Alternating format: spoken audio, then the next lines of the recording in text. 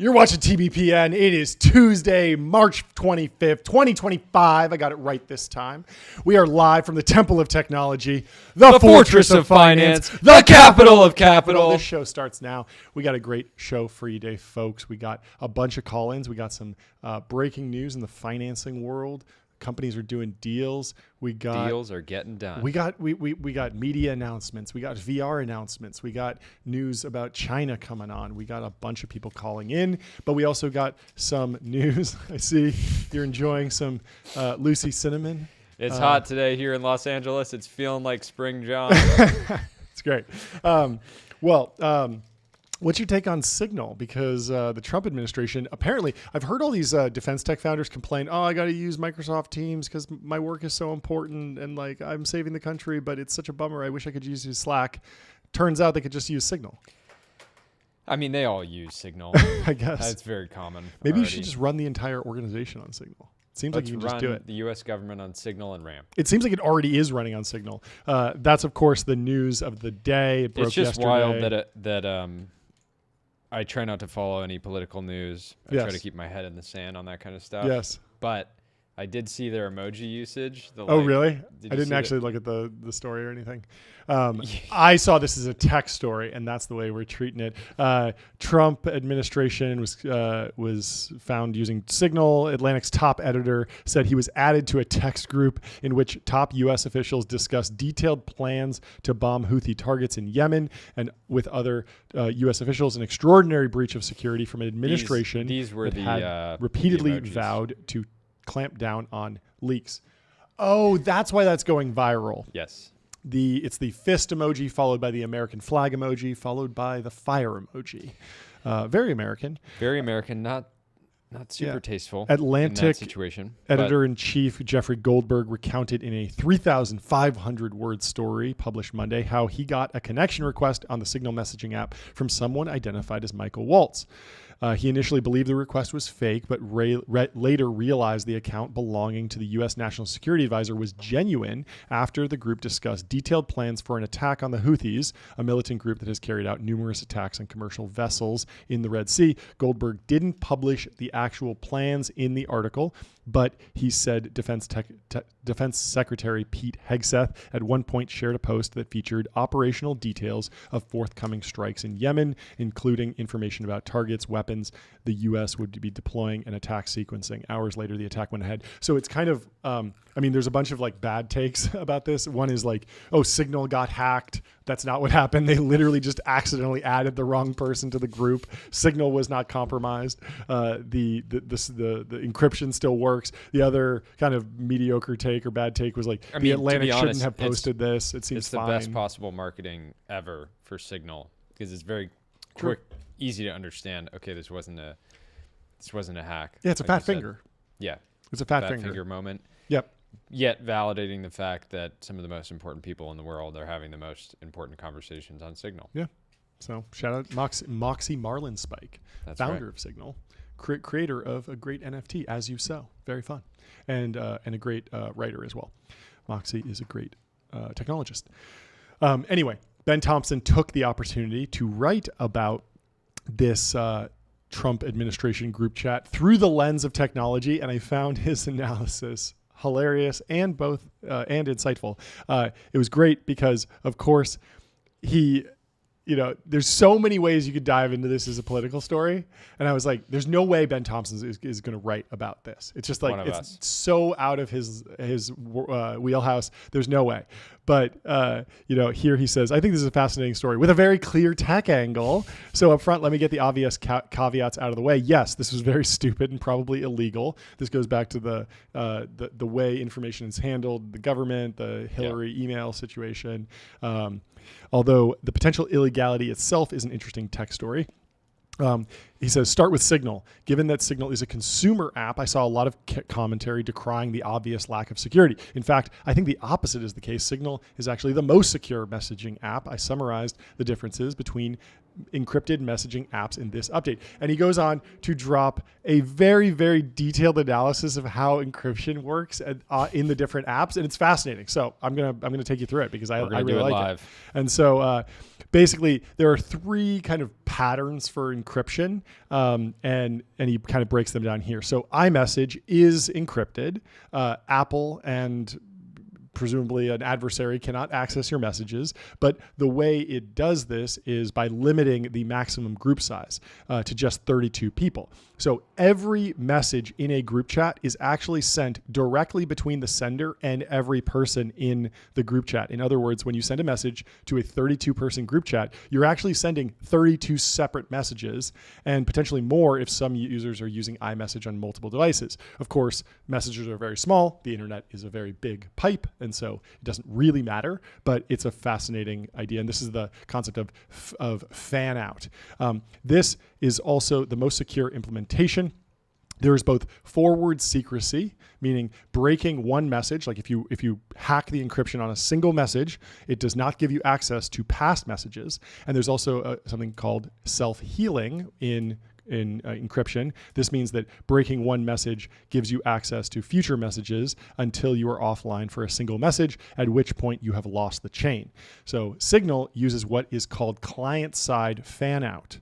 After an initial back and forth exchange with everyone in the group, including the exchange of send keys, which are the keys that unlock the encrypted messages, for everyone in the group, you send one message that is individually encrypted for everyone in the group. This provides forward secrecy, but sacrifices self-healing. However, because the send keys are themselves encrypted, there is plausible deniability in that you don't know for sure who sent a particular message. Signal does maintain the structure of the group in encrypted form on its servers to maintain a consistent state for all users over time. WhatsApp is the most reliant on a central server. This is the third type of encryption architecture that's popular these days. And they use what's called server-side fan-out. So encrypted messages are sent to a central server with send keys for everyone in the group, and then they are distributed by the server to everyone. Part of this process entails maintaining the structure of the group centrally, and while there is a degree of plausible deniability, it does not go as far as Signal does. And so what that means is that even though Meta cannot read your messages on WhatsApp, they can basically map the network of who's in what groups, and that potentially could kind of give you away. If you broke one of these messages, you'd say, okay, well, this person's in this chat and this chat and this chat. Okay, we know who this person is, and we broke this single message. We're in, basically. And anyway, I would just say it's pretty amazing how well Signal obfuscates the complexity of what's kind of happening behind the scenes to deliver this very, very easy to use chat interface. Yeah, it's remarkable. It feels like every other app. You can't tell the difference between WhatsApp, iMessage, and Signal, even though they're using pretty different architectures from an encryption perspective. And so Ben writes, while iMessage design is the most secure and thus the least scalable, you can't go more than 32 participants in a single chat, which is something oddly I've never actually run into. But I guess whenever there is a big group chat, it's always on Signal or WhatsApp for that reason. I run into this in my neighborhood. You do? There's a neighborhood group chat. On iMessage? And not everybody can be in it. Really? Because there's only 32 It's kind of a Lord of the Flies situation. Yeah, it's very competitive. It's sharp elbows. Yep. HOA, it's getting heated. It's great.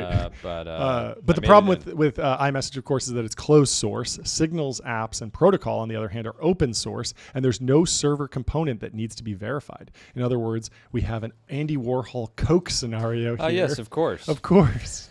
What's great about the country is that America started the tradition where the richest consumers buy essentially the same things as the poorest. You can be watching TV and see Coca-Cola, and you know that the president drinks Coca-Cola, or in our case, Diet Coca-Cola.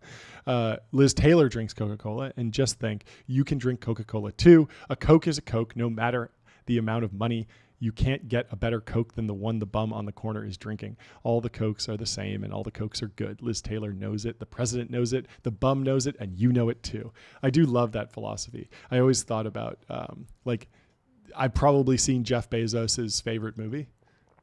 And I think that's just really cool. That's beautiful. It's beautiful. Although Jeff Bezos is listening, he's like, John has not seen my favorite movie. yeah. I have movies no one has seen. I bought. I have hundreds of movies. He actually does because he owns Amazon Studios. He's so like, he sees things even the before individual actors haven't seen the movies, right? Yeah. It was filmed in pieces and assembled at the end. You have to take out the editors. He really relishes that he has his own Netflix that's just entirely just his own movies. He's like, Oh, yeah. owned end to end. Inception 2. You ever see it, John? Yeah. Because I made it. I spent $1 billion on it. And it's better than the first. He has his own awards. Yeah. You know, he has his Godfather 4. It was amazing. Classic. Brought me to tears. It's a classic. It's a classic. It's like I rewatch it constantly. Twice a year. Twice a year. And John, you're never getting a hold on it. Anyway, yeah, Jeff, like if you have a secret like movie, the Wu-Tang come on the show. album or whatever. Yeah, exactly, the Scully album. Okay, anyway, Ben Thompson goes on to say, so it is with encryption. There isn't really a more secure messaging protocol than Signal, even if it were designed by the NSA. What is interesting is that the last bullet point in my excerpt, one way in which WhatsApp in particular could be compromised is if the server, which orchestrates the chat, were to insert a silent participant in the chat when it was established. This silent user, which could be obfuscated in the user interface, remember WhatsApp is not open source, so the WhatsApp code could say, if Mark Zuckerberg joins a chat, just don't show that to anyone. Yeah. In theory, there's no allegation that this is happening, but it's possible. And if so, it's possible, it's happening. Have you seen that Rogan clip of Antonio Garcia Martinez where Rogan's like, the phones are listening to us, right? And Antonio has to be like, no, like I worked at Meta, like trust me, like if we were listening to your phones, like the ad targeting would be better. And Rogan's like, but they're definitely listening, right? It feels like they're listening. But Antonio Garcia, paid off by Meta, great maybe. Founder, just recently exited. Do you need to put on the tinfoil hat for this? Yeah, is he the guy that goes on JRE and is meant to say the phones aren't listening? It's somewhat believable. Yeah, somewhat believable. We'll see. We'll have to put the screws to him. I'm not going to take it this far. Everybody will. You don't get clipped. Save that for later in the show. Anyway, the reason I bring this up is because that's kind of what happened here. Goldberg was added to the chat, albeit not silently. There was certainly a notification about his addition, and he would have been publicly listed as a chat participant. However, if you read the story, Goldberg was added at the same time as a bunch of other participants were added, and it seems like no one noticed. That means he effectively operated as a silent participant and thus saw all the messages until the time he exited the chat. So fascinating. Anyway, what was your takeaway? I mean, my takeaway is this kind of fat finger move would be ruinous for most boys group chats, most friend groups, in the entire world. Yeah, I guess the message to the listener is take a scroll through your Signal group chats. Make sure you don't have any silent participants you accidentally fat fingered into the chat. He goes on to talk about transparency versus security. What is perhaps the most surprising detail about this episode, however, is that the violation was not about security, but rather transparency. In fact, the official policy of the DoD is that officials use less secure means of communication, from a Pentagon memo about the use of text messaging, effective immediately when conducting government business of DoD users of government-owned mobile devices and non-government-owned devices. You have to use Microsoft Teams chat for text messaging as the fully designated managed DoD mobile enterprise system. For use on government-owned mobile devices, Microsoft Teams chat will be available as a managed application, blah, blah, blah. So basically they want you to use Microsoft Teams. Shout out Satya Nadella for getting that deal done. This is one of those things. But it's not end-to-end encrypted. The DoD's primary concern is not message security, but record retention. They want to have all the records. They don't want it encrypted. Anyway. Yeah, this is one of those things, the challenge anytime you're trying to roll out new software to a team or get a team to adopt software is the sort of like people by default will flow to the platform with the least friction, which is like what they're already using. Yep. So we see this, we have Slack, we don't use it for the show. Yeah. Right. We just, iMessage is just still the default. And I'm sure at some point we'll move some more. I mean, we need to get more secure with all the other podcasts that are attacking us and trying to hack us. Yeah. Cybersecurity. I mean, we've been talking about trying to build our own version of Wiz. Yeah. Hiring some Israeli guys to build that for us. But this could be a good move. Yeah, Telpiot. Yeah, we need the top guys for sure. The top guys for sure to secure podcast the stream. Security. Secure the stream at all costs. Anyway, He closes by saying, there are security considerations. Executive branch officials perhaps overstated their case when they wanted official records locked up forever. But are we really sure that we want ongoing conversations to be happening on services that are any less secure than Signal? Again, none of this is to dismiss the stupidity of this particular case, but that's why I find the story so interesting. There are a lot more ramifications beyond one military operation that raise legitimate systemic questions about how the government should operate in the digital age. And it's interesting. Yeah. This relates to that other post we talked about, which was that in, I believe, the UK, there was a member of parliament whose ChatGPT records or AI queries were maybe like subpoenaed or released. FOIA. And there's this question of like, what is the value of our leaders being able to have private conversations? Yeah. Historically, it's been very easy. You know, Abraham Lincoln walks outside with his top guy and just goes for a stroll, and like no one else is listening, and they can weigh all the possible options on how they want to win the Civil War or whatever. Well, we don't know at what point they developed robot birds that could sort of fly above political leaders. Well, I mean, the Nixon tapes was basically the start of all that, right? Yep. And he was getting wild in the boys' group chat in the White House, basically. Saying a lot of crazy stuff. Well, so this is interesting too.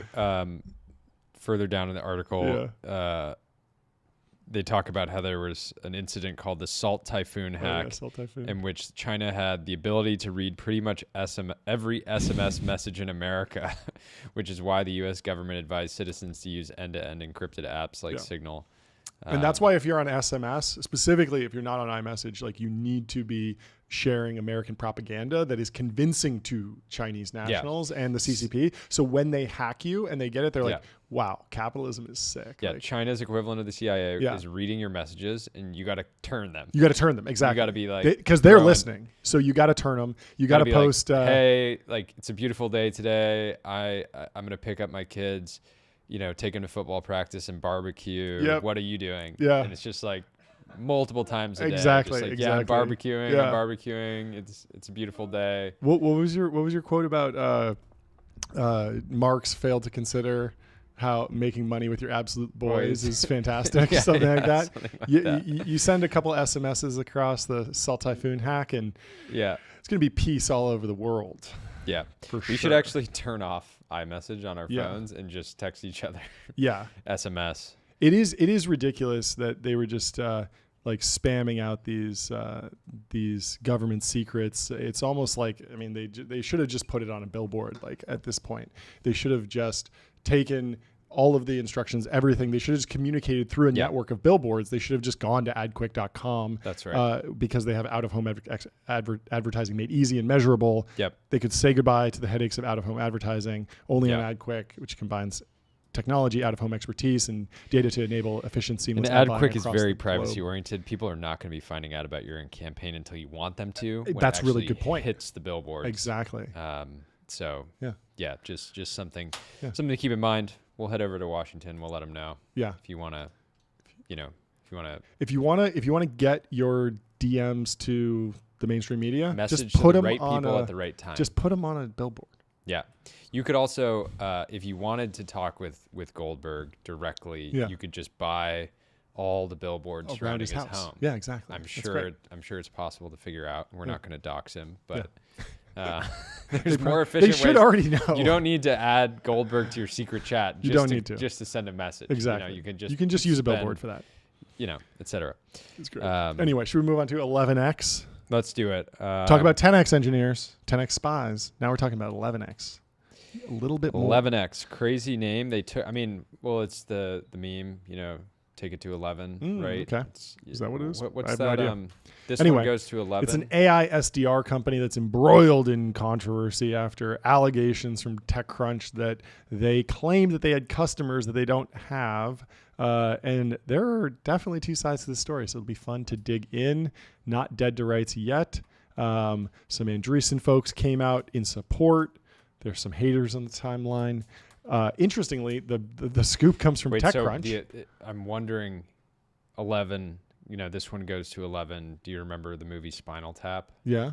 I remember that. That's potentially a deep Spinal Tap reference. I always thought that this was just like affiliated with that club in Miami 11. That could be. Probably like a spin-off because they were getting into cryptocurrency if we and could crypto make technology. AI employees, and we could spend all day at 11. Yep. And we would never have to work. Well, no, I mean, it makes sense that 11, the club, would incubate something like this because they need to text their high-paying clients, "Hey, do you want a bottle service tonight?" Yeah.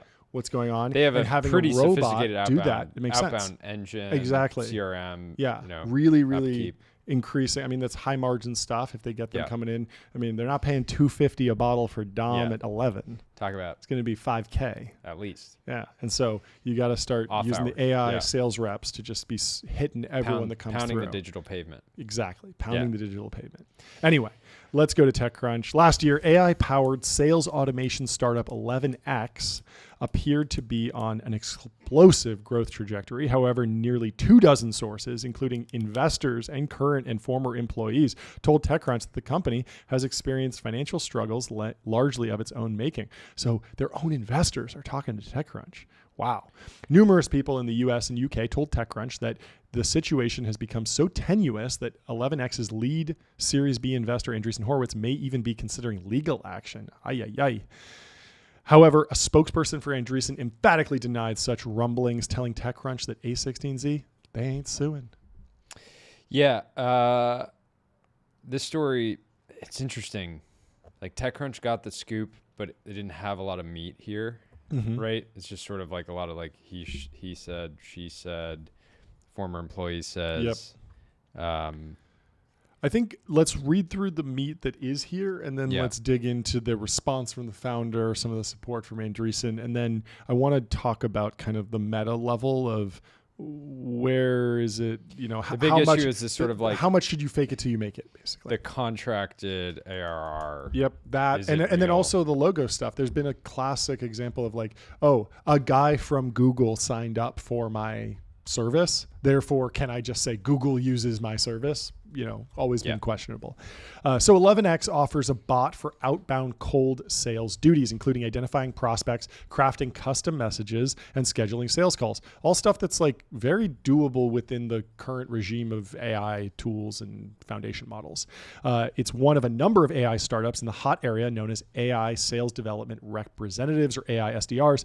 It was founded in 2022 by Hassan Sukar. 11X said it approached $10 million in ARR just 2 years after launch and moved from London to Silicon Valley last July and announced a $24 million Series A led by Benchmark in September, and then very quickly followed up later that month with a $50 million Series B from Andreessen Horowitz. 3 current and former 11X workers told TechCrunch that most of its early customers took advantage of break clauses in their sales contracts to discontinue using the product. Customers faced issues such as the email product not working as expected or hallucinations, according to sources. Very standard stuff. Yeah, so I'd love to get a sense. I don't think we're going to get it from this article, but a sense of, was this contracted ARR like, hey, you're going to sign up for, a year or 2, but you have a 3-month sort of like non-paid trial that like converts in, or were these customers actually paying? I think they probably paid. And I think it's basically what I think what the ARR calculation is. Like the gold standard of ARR is that if you're counting it as ARR, it by contract legally has to come in every single month for at least 12 months. Yeah. And so it's okay to multiply that number by 12.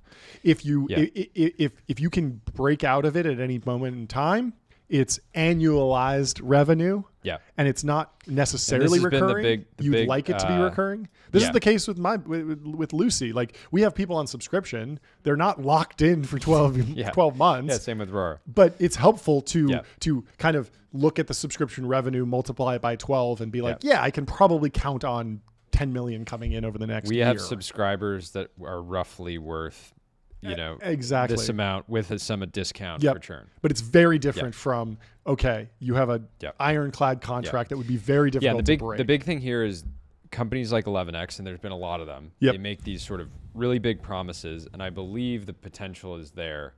But the issues that 11X customers says they're facing issues like the email product not working as expected, or the product just hallucinating.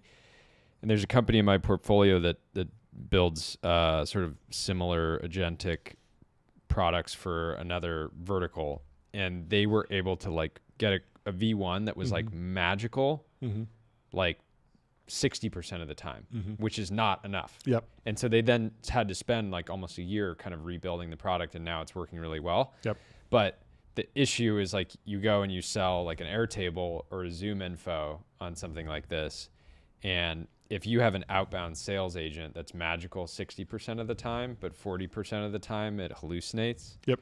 That is not a magical product. Like, you're going to piss off customers, and it's like the fastest thing that somebody's going to turn off because they're, going to. It's so rough because, I mean, obviously I think everyone's a believer in the agent paradigm, but we're clearly in the Centaur era where we've talked about the Centaur chess, how for a long time a human plus a chess engine would defeat both the best chess AI and the best human. And I would just imagine that, like what Devin and Cursor are doing for programmers, where they're not fully replacing the programmer, they're more just like an extension of the programmer. And even the way most people use ChatGPT, it's very interactive. Yep. I send it some bullet points, it turns it into a paragraph. I edit that, I change that. I could imagine a product in the AI SDR world being super helpful, even if it wasn't agentic, because 60% of the time it writes me a great email and I can just click send, but I'm still reviewing, I'm still in the loop. The reason we've seen so much traction on the engineering developer tooling side is that developers can see the agentic product make a mistake. Yep. They can help correct it. Yep. And nobody's impacted other than the developer. Devin sends in a GitHub pull request, and then a human reviews that most of the time. I mean, I'm sure you can just say merge, but most people probably review the code at least a little bit, or run a test suite against it. And if you don't have a test suite or a code review process for the emails that are being sent, it can get very spammy. Anyway, this is a funny line. So there was some internal drama too. Employees described an arduous, stressful work environment, even for those who embrace hustle culture. So even if you love working hard, it's going to be a stressful work environment. So anyways, I gotta call that out. They're also in hot water for maybe fake in customer endorsements is what's alleged here. I think using logos a little bit too aggressively. What happens is they had some big companies sign up. Yep. Do these sort of whatever the deals actually look like. Yep. Churn. Yep. And then they kept putting them on the site. Yeah. I think where this got, I'm sure, annoying for Zoom Info is that Zoom Info, I think, also has like a competitive. They have a competitive product, yes. Agent product now. And so Zoom Info must have signed up at some point, or someone from Zoom Info signed up, and 11x used the Zoom Info logo along with other multiple companies on their website to show, hey, we're a real business. We have a lot of great customers. And Zoom Info said, we did not give them permission to use our logo in any manner, and we are not a customer. So rough there. And this happens in like ad sales. Pretty I'm sure you've aggressive. Seen this with like Ridge. There's been a lot of, I don't know if it happened to Ridge, but there's a lot of agencies that will do like one campaign and they'll be like, well, we're responsible for all of Ridge's growth. Yeah, we scaled this company. We scaled that company. And then the CEO will get on and be like, hey, look, like we're fine working with you, but like give our team some credit here. Like we worked really, really hard. I have that happen all the time. Still, people, I'll have somebody reach out to me and they'll say, hey, so-and-so says they did something, a party round, the party round branding. And I'm like, I don't know their name. I don't actually know who that's that is. Aggressive. I was like a part of every process. But yeah, so it sounds like they've been not just putting the logo on the site, they've been claiming it in sales calls and now on its own like AI dialer. Well, were those sales calls hallucinated? Because it's possible that this is all just one, everything is just one hallucination. And they're like, well, yeah, like we just told our AI to make a landing page and threw some logos on there. The website feels like it was entirely AI generated. Yeah. Like if you've seen it. No, it's I haven't. It's like all AI. Like, look at this. Like. Wow. It does feel like the again, I don't want to dunk on them. They're digital workers. So anyways, if you don't have anything nice to say, don't say. Oh, they really like focus on like it's a person. Okay. Yeah. Alice, Julian. Giga Chad. Yeah, so it sounds like this blew up in their face partly because ZoomInfo had been asking them for months to take down their logo, to stop using them in marketing materials. Yeah. And it sounds like they didn't listen. And I mean, Roe is still on here. You should hit them up and ask if they're actually a client. Yeah. Do some journalism here. Anyway, what I really want from them is an SDR that's just an IFBB Pro, because Julian looks great, Alex looks great, but I want an absolute mass monster in a tank top who can really sell some supplements for me. That's the goal. Apparently, the guy's in a CEO suit. Apparently, He's the too CEO well doesn't dressed. believe in people taking holidays. Okay. Which we can't comment on that. Respect to it. Ben, when did you request time off? I'm kidding. Anyways, I thought this line was good, and then honestly, let's move on.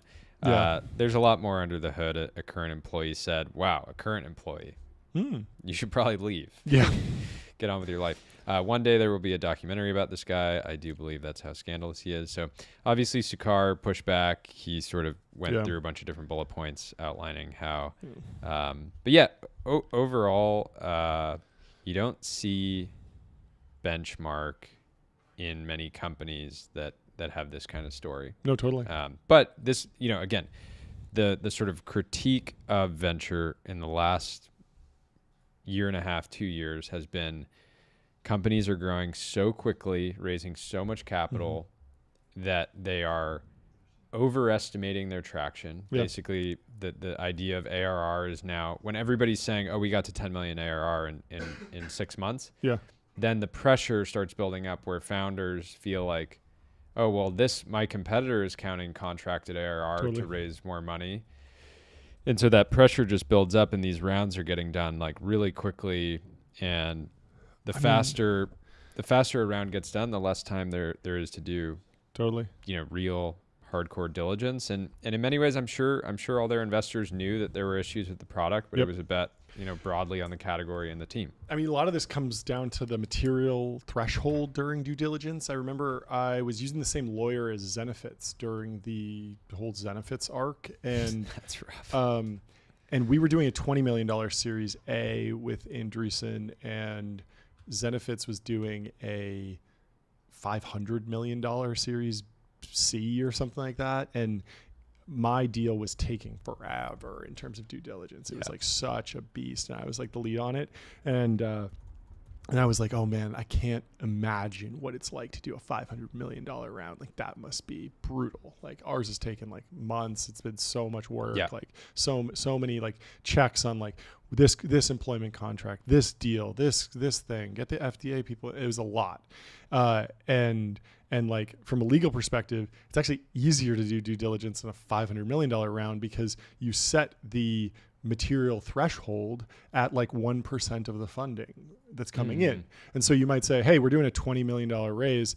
Let's look at every contract that's over 200K. Because if there's some employment contract out there that's 100K liability and we get it wrong, like we'll just write it off. It's not a big deal.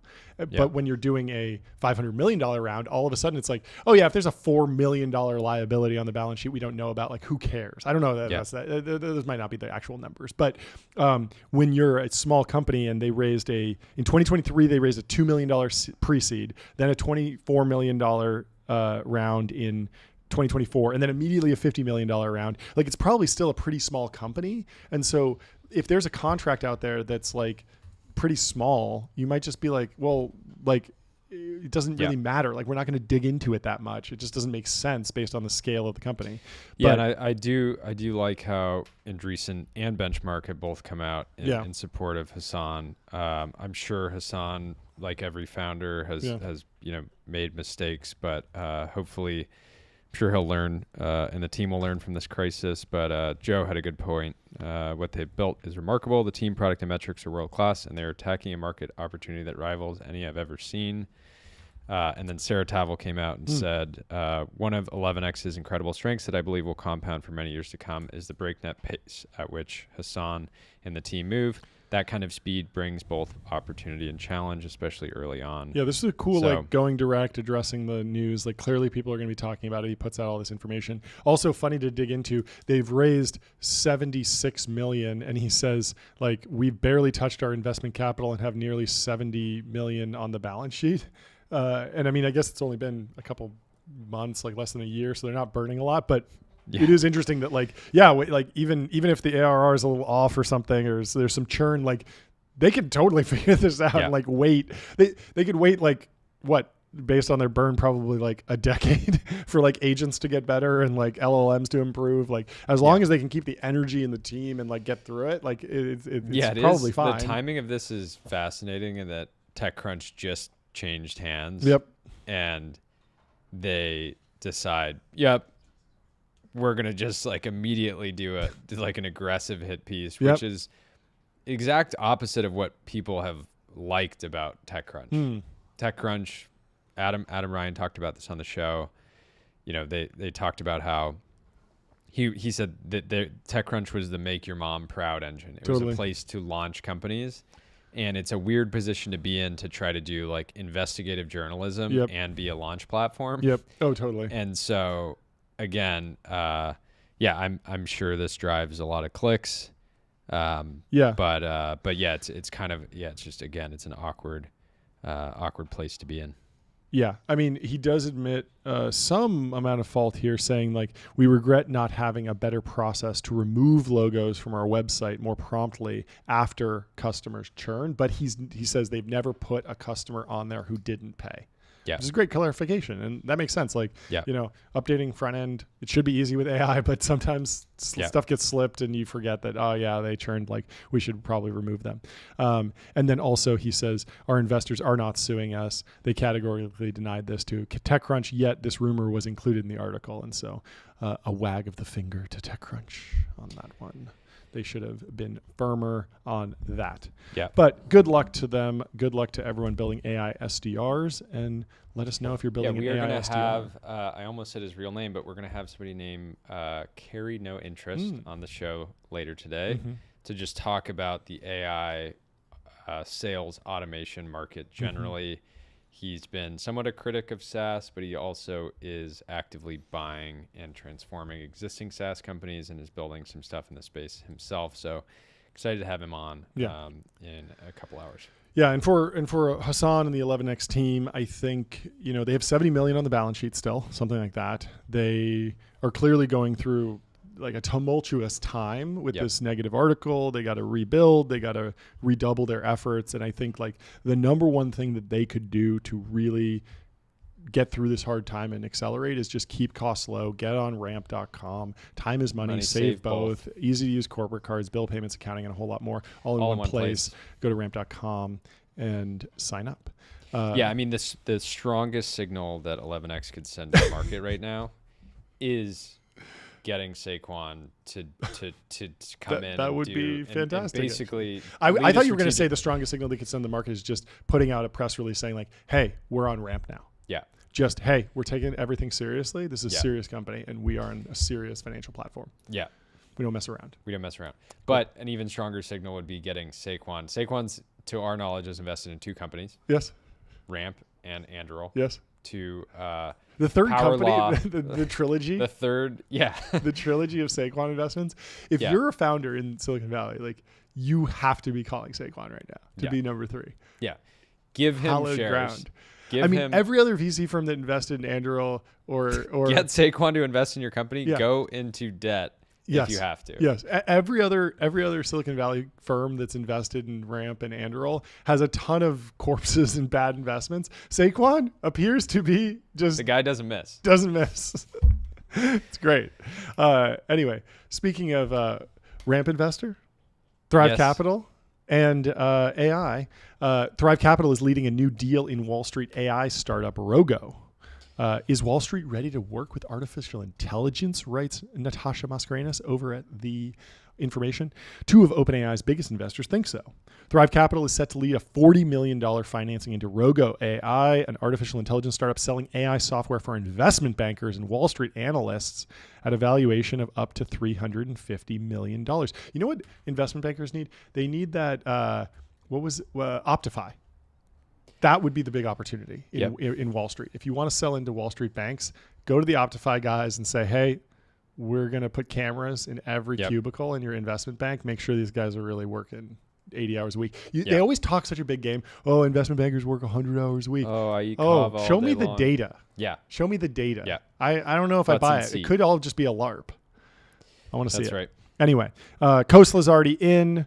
Thrive is a big OpenAI investor. They're participating in the new round. Styling itself as Wall Street's first AI analyst, Rogo aims to shorten the time that investment and corporate bankers spend on the grunt work of research and preparing client materials. Love that. 3-year-old startup uses LLMs. This feels like a better attack vector for the big slide deck problem, right? Yep.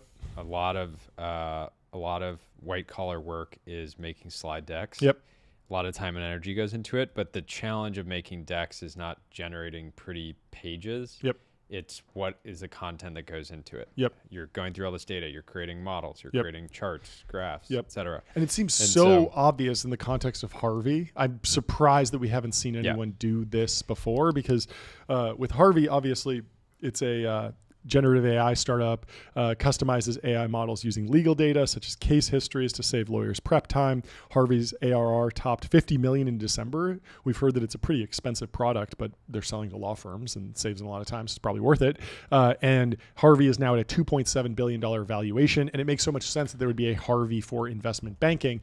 And one of the big things is if you're an investment banker or a lawyer, you're going to use ChatGPT deep research if you could, but oftentimes you cannot put client materials into OpenAI's models that they'll train on because all of a sudden you have some secret information that's meant to be very private and they get trained on it. And then in the next version, OpenAI GPT 4.8 comes out and you ask it like, how much does this person make at this company? And it's just like, here we go. Or like, what's the intellectual property behind X, Y, and Z? It's like, oh yeah, like the lawyer who was working on that intellectual property, they uploaded it all and we trained on it by accident. It wouldn't even be OpenAI trying to do that. They just wouldn't. They would just be, it's in the feed. We got the data. Let's just train on it.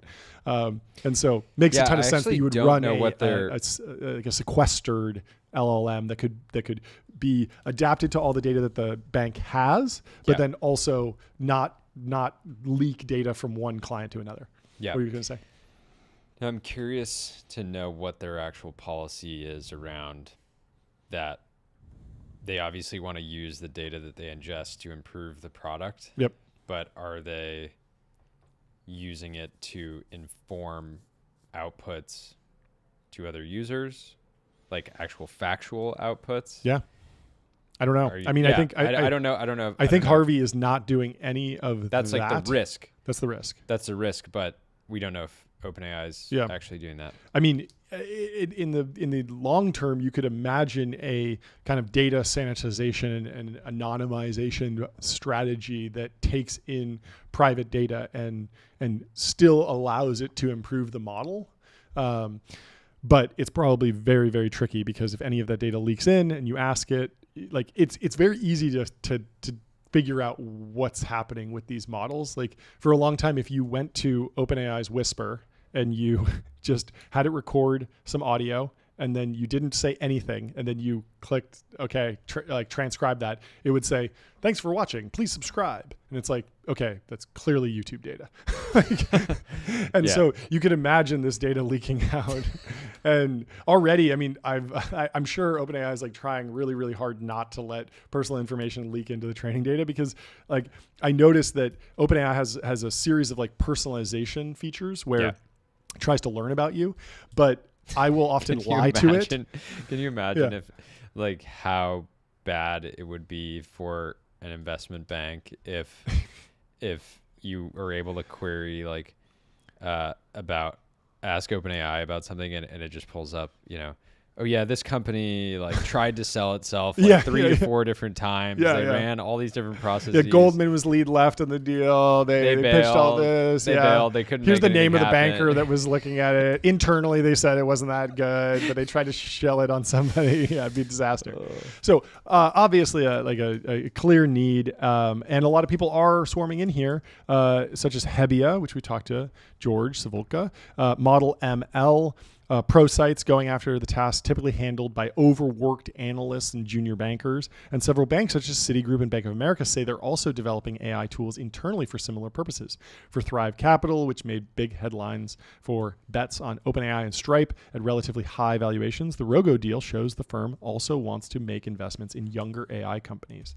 The New York investment firm is also in talks to invest in the newest financing for popular coding assistant Cursor. We heard about this earlier at, I think, a $10 billion valuation. And so Kushner's all over the place. He's going down to the $40 million round. He'll do a $1 billion round. He's an absolute dog. Size lord, but let's ring the size gong for Kushner and the team over at Thrive. Well, if you want to invest in companies that Kushner invested in 10 years ago, why not check out Public.com, baby. Investing for those who take it seriously. They got has a knack for investing in stuff before it ends up IPOing. Yep. Which is a pretty good business. Yeah, pretty good business. I think he described it as like buy low, sell high. Yeah. I think that's the strategy over there. Or just hold forever. Yeah. Hold to 3 T's. Yeah, let's do it. Well, they got multi-asset investing, industry-leading yields. They're trusted by millions. Head over to public.com to get started. Thank you to Public for supporting the show. We love you guys. Thank you to Public.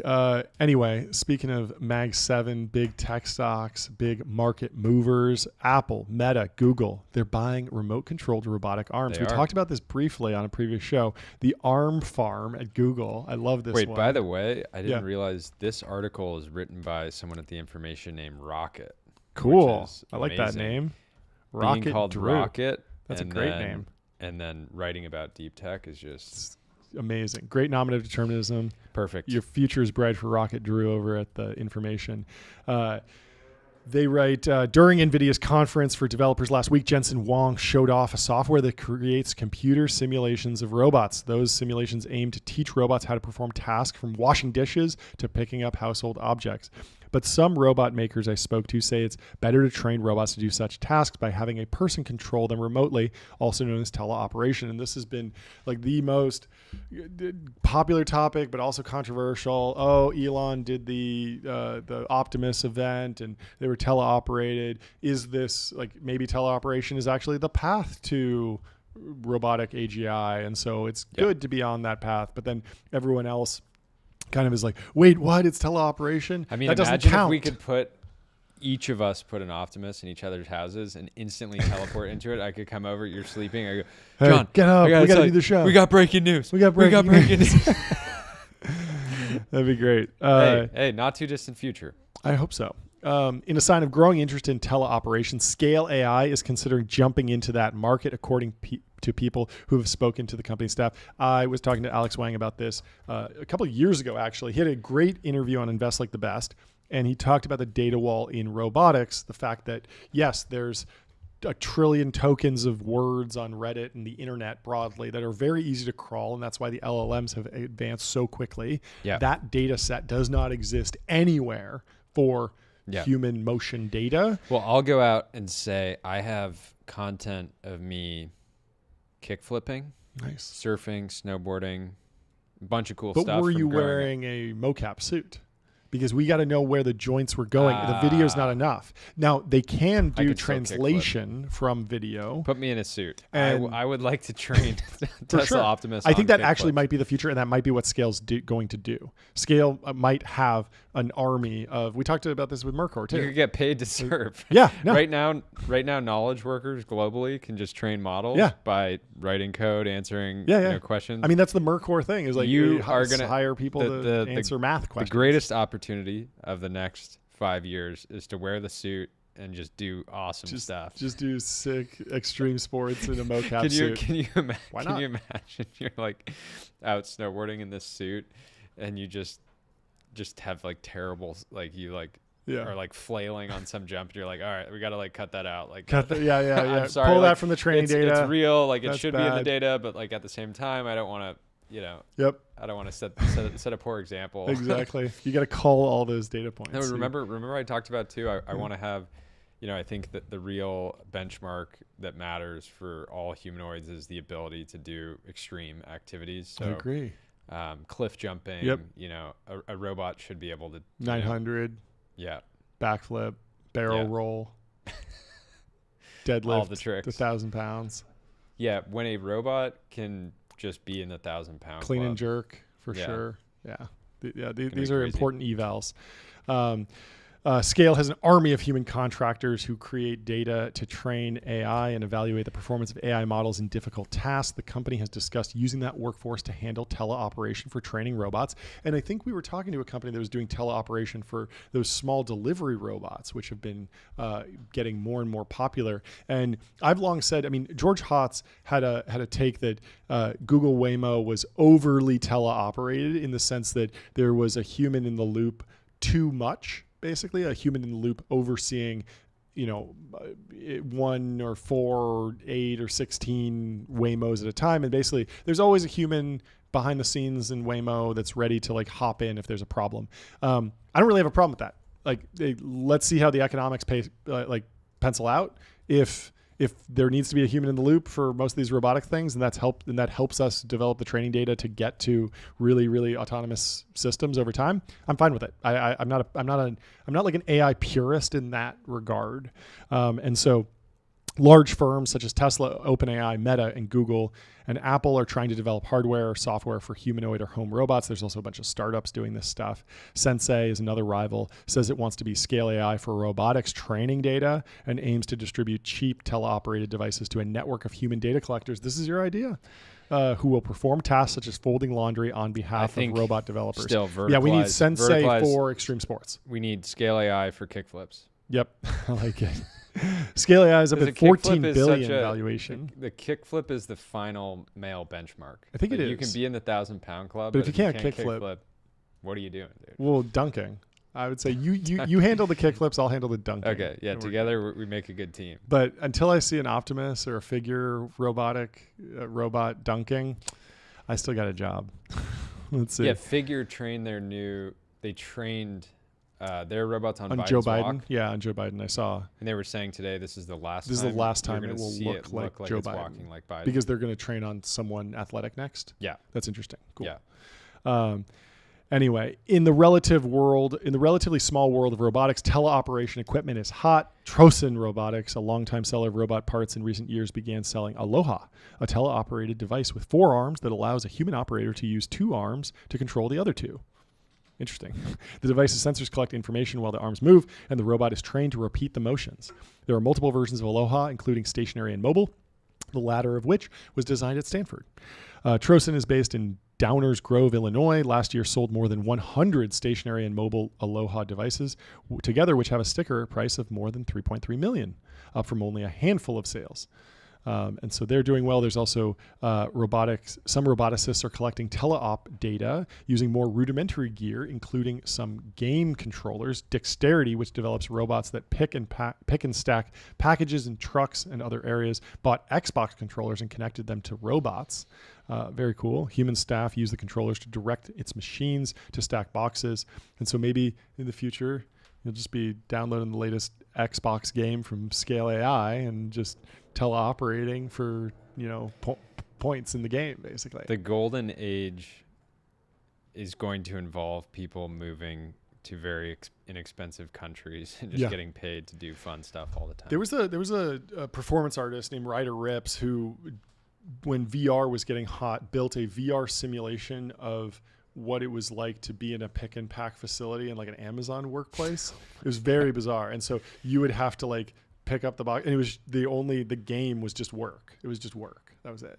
It was very interesting. It was very how many DAUs did he have? It was like something that was shown at like fine art museums, basically. He's an artist essentially. Yeah. But it's like thought provoking work.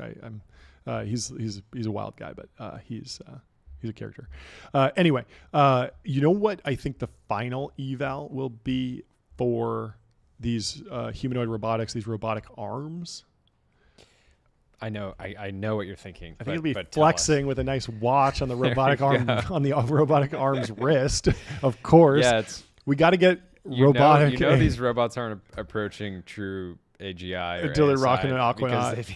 Yeah, exactly. Yeah, I mean, honestly, like if you're spending what is this $3 million on a robotic arm, like throw a Patek on there. Yeah. Like why not? It's an easy way at least put a Daytona on the thing. Like it's an easy way to signal the buyers that you have shared values. Exactly. Hey, yeah. This robot, it's got some class. Yeah. It's not just like automating, not just stealing jobs. It's also, like raising the aesthetic floor in your office. I love it. And right. So where should they go to buy watches for their robotic arms, Jordy?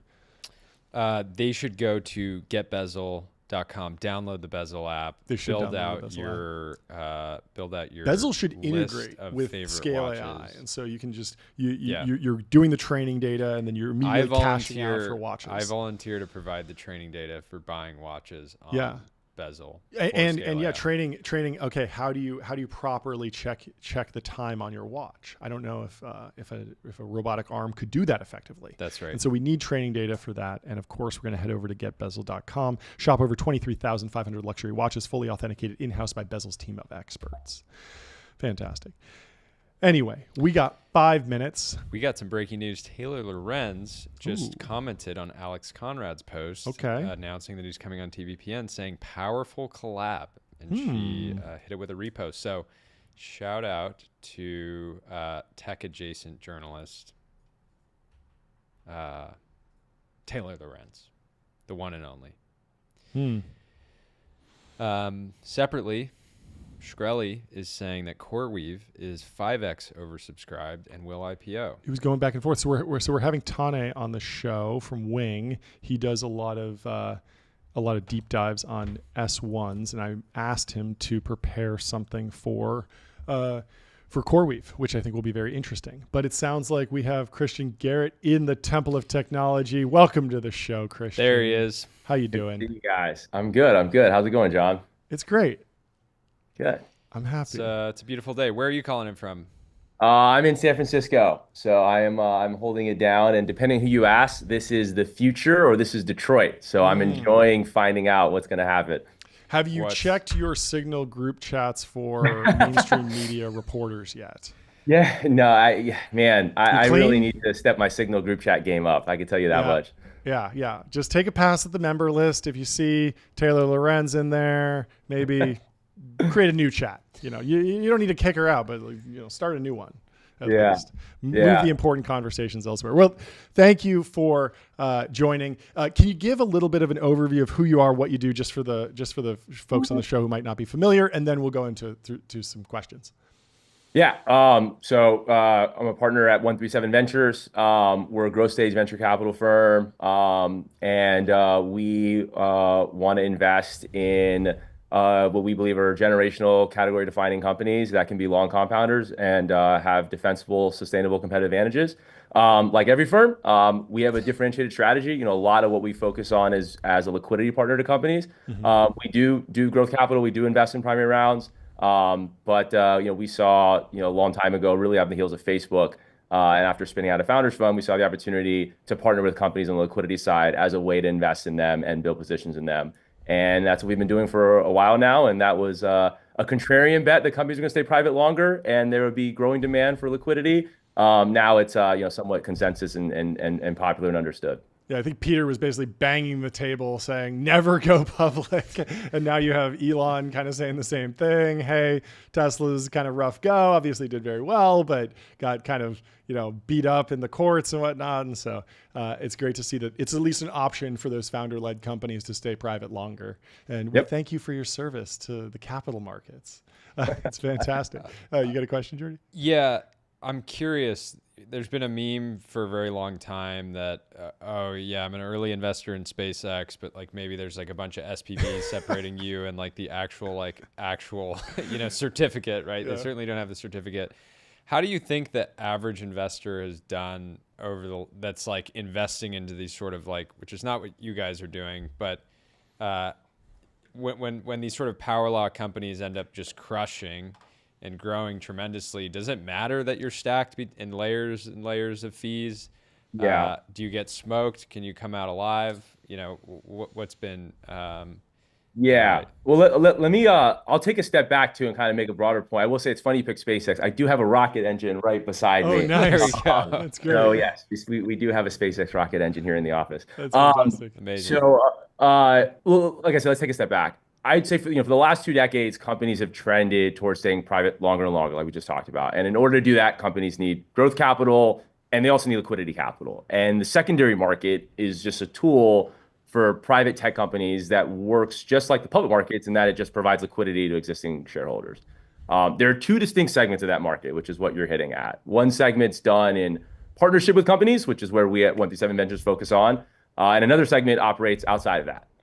You don't want to operate outside of that.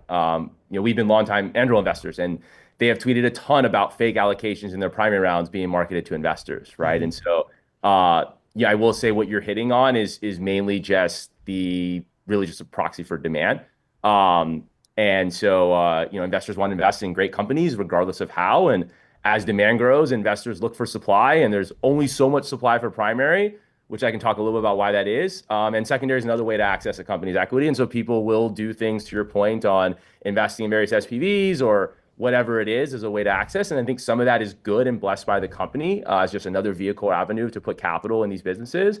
And then a lot of that operates outside of that and is kind of a black hole and maybe not the best place to be in because you, one, don't collaborate with the company, and then two, you don't have access to information, right? And so, and the third is potentially, like Andrew was tweeting about, is there could be fraud as well. Sure. Can you talk a little bit about why, like how companies think about doing these tender offers, when they do them, when's the right time, and how do they go over, like, culturally, obviously there's some incentive and employee, just like reward the employees, but what other considerations go into a successful tender? Yeah. So, the tenders and just the broader market we're talking about has grown dramatically over the years. And, one of the interesting things is like a lot of these companies have made the transition to being cash flow positive in the private markets, which means that more shares are actually bought in secondary than primary through things like tenders, right, over the life cycle of the business. Databricks just did that massive round, right, to convert and pay the tax bill for a lot of the RSUs. SpaceX has raised $10 billion in primary over its 23 years of being around as a company. They've been running 2 tenders annually that total like more than $1.5 billion a year for a long time. And so I think a lot of companies are following in SpaceX's footsteps particularly and building liquidity programs like theirs. Stripe, mentioned Databricks, Applied Intuition, OpenAI, Anduril, a lot of them. What hasn't changed is like it matters who your investors are. So great investors, like they may not make your business, but terrible investors will definitely ruin it.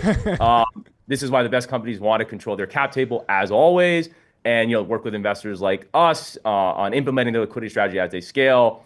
And more companies, as they stay private longer, as they've scaled, even as they hit cash flow positive, tenders have been a way for them to offer liquidity and kind of postpone going public. And it's a way to align incentives. It's a way for recruiting and retention, like you mentioned, right? If you're recruiting against publicly traded companies, if you're recruiting, software engineers against, Google and Meta, or you're recruiting researchers from NVIDIA or Google, you want to be able to offer not just a compelling package and upside, but being able to offer liquidity also helps bake into folks' kind of comp decisions. You have people that have, structurally have to run these tenders based on their RSUs, like X, is on the single trigger RSUs. And so they structurally have to run them for their employees' tax bills. There's a bunch of reasons. Some people also use them to mark the business up, right? If you're not raising primary because you're cash flow positive for years, then liquidity checks a bunch of other boxes, but also allows you to continually show progress in the stock of the business. So I just think, as the capital markets have grown, as these companies have grown, the secondary market has obviously grown with it. And I think a lot of the best companies have had the privilege of working with their investors, working with folks like us, people they want on their cap table and to grow on their cap table to run these programs and control and manage liquidity in a way that's beneficial for the company. Have you guys looked at any businesses that are basically building like actual like basically software to manage these liquidity programs? And did you guys ever think about incubating something there, or is every company unique enough that it should just be done by the investors and the company's counsel, and it's just all bespoke?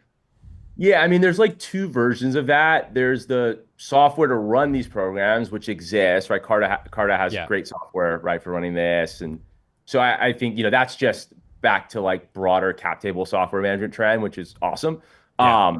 But that's like more of the execution side. The other side is more of creating a market, right? Yeah. And then using software to facilitate more liquidity and grow liquidity. And that is basically another version of the same thing we talked about earlier, right? Which is like the best companies want to control their cap table. The best companies have unlimited demand, right? And Yeah. so in that essence, you don't need a broader market to have random buyers and sellers to do price discovery, right? And so I think the best companies generally like to run their own processes and work with, their major shareholders, and a lot of times, which includes us and a lot of these companies as well, on kind of running these processes, very similar to how a primary process would run, just a different type of transaction and goal.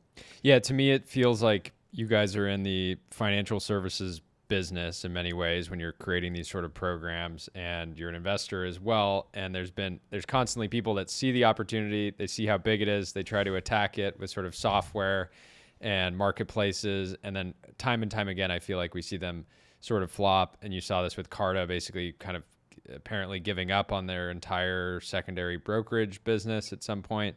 But again, people in venture always see a problem and an opportunity and want to like throw software at it. And sometimes it's basically, companies like Anduril saying, yeah, we want to work with 137 Ventures because they've done an exceptional job, with their relationship with SpaceX. And, we want that kind of partner as well. And that just looks more like traditional financial services versus, a venture business.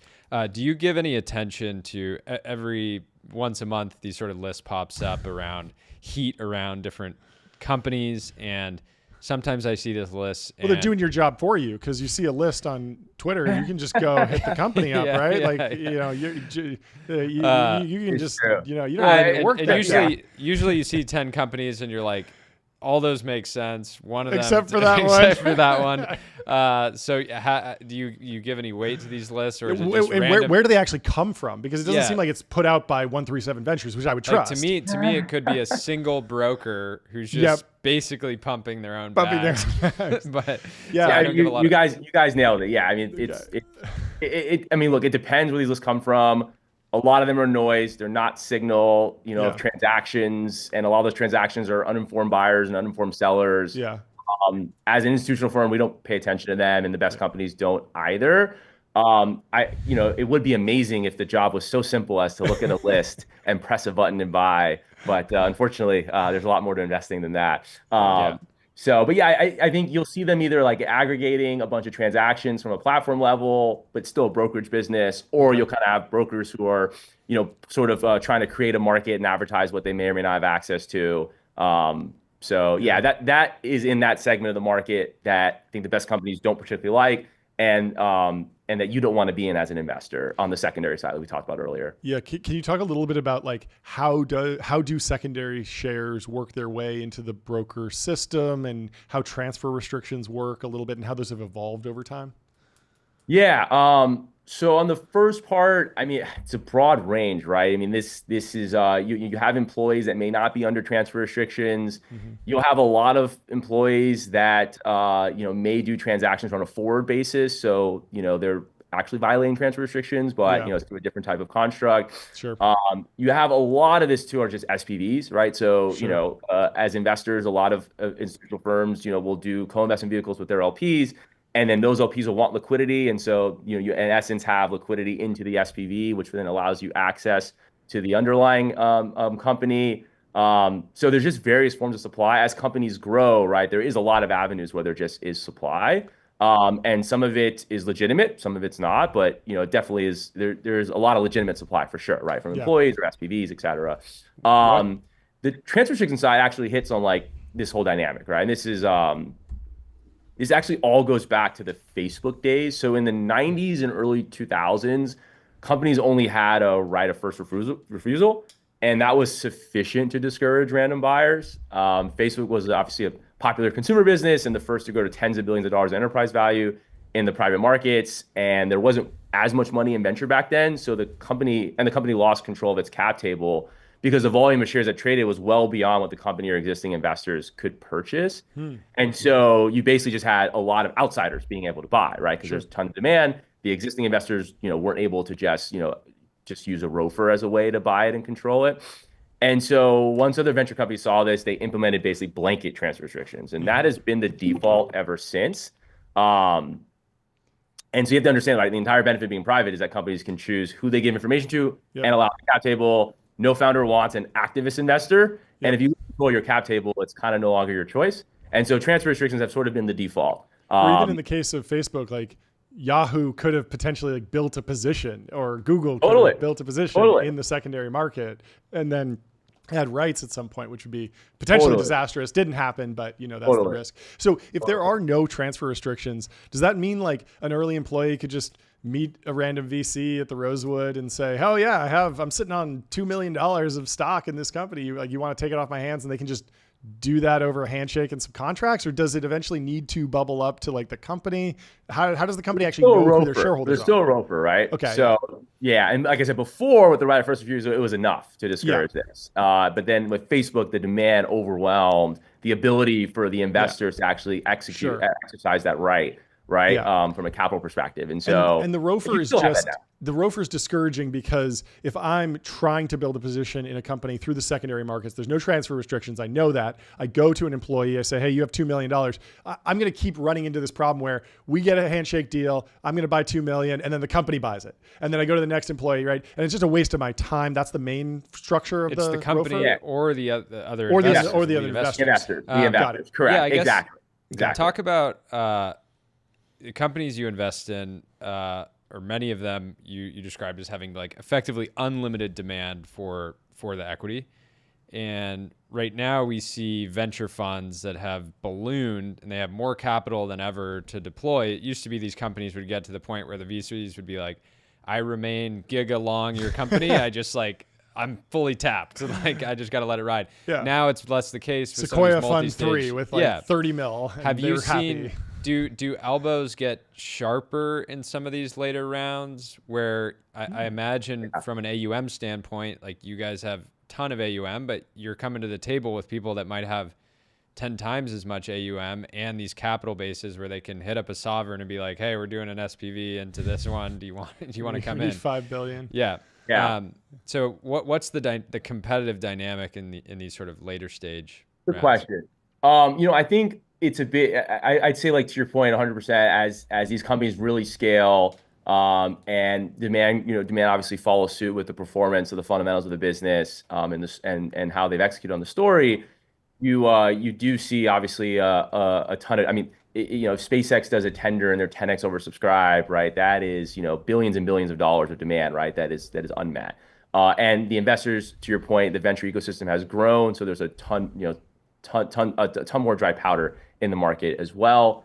But also, I think the size of these tenders and primary rounds does scale a bit, definitely on the tender side. So I do think, like, as a company grows, its secondary market does grow, and the liquidity programs grow in size, so that helps meet some of the demand. But you 100% run into that. Like, look, I think a certain stage it works, but there's a certain stage where, like, there's more demand for SpaceX or Anduril than there is supply, and that just is the function of it. And I think that's where relationships really matter. But even then, right, there's still a limit, right? So I would say, like, I think relationships end up being the biggest driver there for your ability to still not just obviously an allocation, but also try to continue to size up the position and invest more. I think being a major shareholder, being around for a long time, and having very close relationships, which is what we focus on, gives you it's a likability. It's a likability. Allocation and venture is like often comes down to likability. It's like, does the CEO and the management team like you? If so, cool, we're going to give you preference. What's if that quote? Not, It's like, you might get your pro rata, otherwise good luck. Being an SPV promoter is more like being a club promoter than being like a VC or something like that. I have a more ventures, Venture's unique. Venture's unique because it's a unique asset class given how important access is. Mm-hmm. And access and that dynamic there leads to, like, you could be you could end up getting access to an incredible company, and maybe even still be a schmuck, to your point. However, doing that consistently and over a long time frame, I think is a different story. Yeah, totally. How do you advise founders that are kind of reaching the territory where you guys are starting to invest? I'm going to pull out a number. Let's say they're close to 9 figures of ARR. They're a real business now. It's working. They're raising a bigger round that's some mix of liquidity for the team as well as some growth capital. And they're worried about kind of like signaling risk around selling secondary, right? In the public markets, you see this. It's like, okay, this CFO is like selling a huge amount of their position. That's obviously bad. Same thing on the founder side. If the founders are selling huge amounts of secondary, it can be a bear signal. And we saw the worst of this in 2021 and 2022, where founders would be selling like $50 million, like pre-product market fit. And that wasn't common. But how do you advise founders as they start to get opportunities to get liquidity and they're sort of worried around, well, I'd like to be able to like buy a house and put my kids through college, but without stressing about it, but I don't want to send the wrong message? Yeah, I mean, I think you hit on, the reality of, obviously they're the obvious extremes, right? Which is, if a founder is selling 90% of his position while still operating the business, that's obviously gonna raise eyebrows and people are gonna protest that. And the founder, sells $10, also people probably aren't gonna bat an eye, right? So what number in between is the magic number, depending on stage. Look, I think one, it's usually driven by life needs, right? And so that de facto backs into a dollar number that makes sense, right? And so I think in many times the conversation is around de-risking, around a life need. Someone just had a kid, they're starting a family, they want to buy a house, right? And so I would say, like, you're also investing in founders that you trust and are rational and reasonable. And usually these conversations are fairly easy from that perspective. I don't think there's like a particular dollar amount.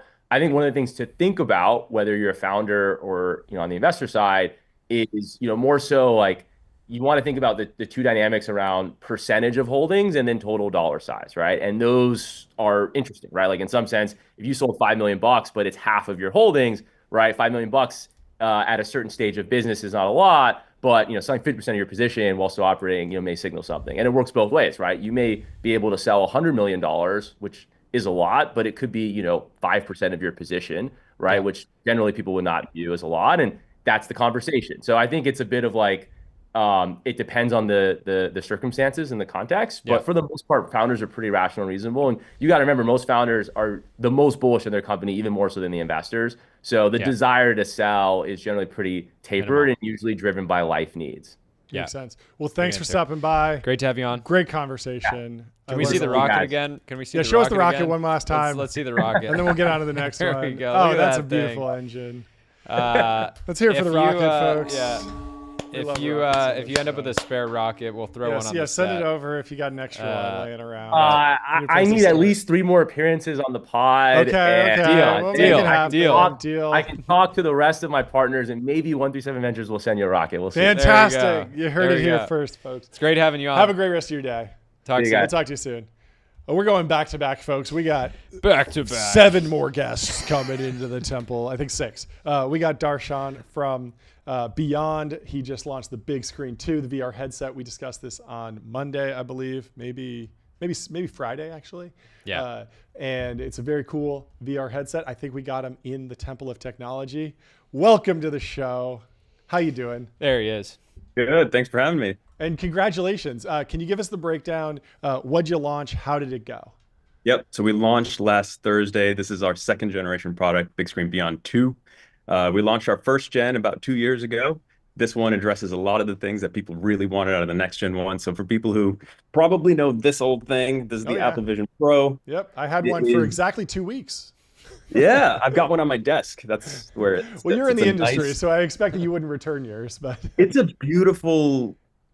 It's magical. It is incredible technology. Yes. And I've got some spicy takes, but I don't think anyone wants to wear a brick on their face. It's just unless you're skiing or something, maybe. But even then, people don't want to wear a brick on their face. So We've been working on this company for about 10 years. We raised some capital from Andreessen and True, and we set out to build the world's smallest VR headset. So we think that VR is much more like wearables, much more fashion centric, actually. So it needs to be super comfortable. We're chasing after enthusiasts, not mainstream mass market. I think we're playing a 30-year game. People are like kind of in it for let's start a thing, build a whole thing, like flip it in 2 years, blah, blah, blah. Like we're actually playing a long-term game here. So we built Big Screen Beyond 2. It is the world's smallest VR headset. This weighs so small. 2/3 of your iPhone. Like That's an iPhone crazy. is heavy compared to this. Yeah, and it looks pretty freaking cool. I think it looks great. Yeah. Well, congrats on the launch. Yeah, when you think about playing 30-year games, how do you think about just capital efficiency? There's the meme that like hardware is really expensive and all these companies like I imagine you run, if you're playing this sort of long-term games, you're like, well, we need to be in business for 30 years. We need to be able to have big moments where we sell a lot of products and then Make times it through where the maybe dark times, we're going through dark times.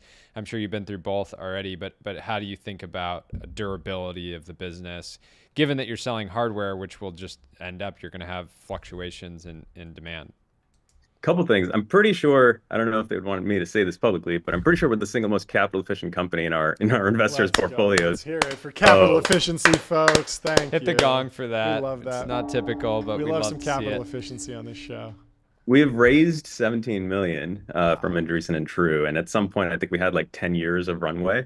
And now, for a couple of years, we've been cash flow positive. We could be profitable any minute that we want, but we put all of our revenue into R&D and the team, and that's it. Like $0 in acquisition of customers. It's all organic. Hardware is a lot cheaper than people think. I think Meta is wildly inefficient. They're spending, tens of billions a year to try to accelerate a market. They're also playing a different game. They're trying to they need to get 1 billion users. I don't care. We can make a massive, awesome contribution to the world by focusing on people who really, really need what we do, and we can do it efficiently. Like the number of people at Meta that are doing stuff, they just throw everything at the wall and at no cost, right? It doesn't matter. And frankly, don't tell the shareholders that it does have a cost. I think the cost is 20 billion. but respect to Zuck. I love a guy who's chasing his dream. Yeah, but so how many? Yeah, sorry. Let's let him continue. Go for it. Yeah. For us, we're playing a different game because we can stay focused on like real use cases and make a real business out of it. And just on first day of our sales, we did 10 times more than we did for our first gen. Wow. In a couple of weeks, we will have done more sales than we did in 2023 or 2024. That's amazing. Congrats. Crazy. That's great. So how many companies that were high flying, amazing teams came out and raised more than you? You started in 2014. There must have been probably 20 companies that you were like, you're a pretty viable competitor, flashy, raising a lot of money, but then they spend it all in 2 years. Has that happened like a bunch of times at this point? There's a bunch of times, like waves of capital and then also hype cycles, right? Totally. There was like the AR wave, or there's the NFT crypto wave, or there's this or that. There's so many waves every year or two. We've actually just stayed extremely focused. We're focused on building an excellent VR headset for consumers, particularly like PC gamers and enthusiasts, as well as in the past year, like the businesses that have reached out that are using our stuff. Like NASA is one of our customers. We have a bunch of customers in aerospace and aviation, education, retail. There's like a nuclear energy department whose website looks like they're from the 90s, and they've been buying our stuff. We have no idea what they're doing with it, but it's interesting. Secret operations. I want to ask about, so I'm kind of like a VR enthusiast, prosumer level maybe. I've had a number of headsets. I've built custom PCs with NVIDIA graphics cards to wire them up, had the first Oculus and then like the next 7 of them or something. They've always kind of wound up collecting dust. Can you walk me through what would you recommend just for the first like magical big screen beyond experience? What's like the basic hardware I should get? Should I get a PC? Should I, what's the ecosystem look like to knock it out of the park? And like what game or what experience am I playing? It really depends on what floats your boat. So I'd suggest like get like a good PC. If you're going to build one, I've built my own computers. That's all I do. Love it. Great. Do that if that floats your boat. Otherwise, like buy like a good NZXT PC. Get like a RTX 4080 or 4090. Get whatever you can afford. Buy the Beyond 2, and then it really depends on what you like. Like racing sims are insane in this. Just the feeling of like going down like the Nordschleife in a car. Like you could just You cannot get an experience like this in real world because you will probably kill yourself. We're getting a new studio. Yeah, we'll consult with you, and we're gonna get the full rig. Yeah, it'll be great. Flight sim is another one. Like I've literally flown a 737 out of LAX at night. This is great. This is great. No, I think so. Here's a challenge for you. Yeah. Make a game that's basic. I'm sure somebody's already made this game, but you know how every guy thinks they can land a 737 if they were asked to, right? Yeah. Like that's the challenge. It's like the big screen 737 challenge, and it's like you get dropped into a plane, engine down, and you got to land it. This is one of the craziest stories. The first time I ever went skeet shooting, shotgun shooting, I'd never shot a gun before in my life, and we were competing, and I beat everyone. And everyone was like, is this just beginner's luck? And I think the reason is that I'd been playing VR shooting games for like a year straight. I've been playing Robo Recall on the Oculus. And I was like, this is second nature to me. So I really think the VR training thing is real. One of the use cases that I really enjoyed with the Apple Vision Pro, while I did have it, was just sitting there and watching movies in bed at night. It could... how close are we to having just like a puck? Like I'm almost thinking like a little Mac Mini that I just link under my bed that I can just kind of plug this into, because I know it's not fully standalone, but the benefit is that it's not going to be heavy on my face. Is there a way that I could kind of get that level of experience at the Big Screen Beyond too? Yeah, so the company's named Big Screen for a reason. We actually started building hardware because we made software for a long time. Yeah. And we hit limitations. Our software is still there on the MetaQuest and stuff like that. We've got like, I don't know, 6-7 million users in VR. We actually have a very sizable software platform.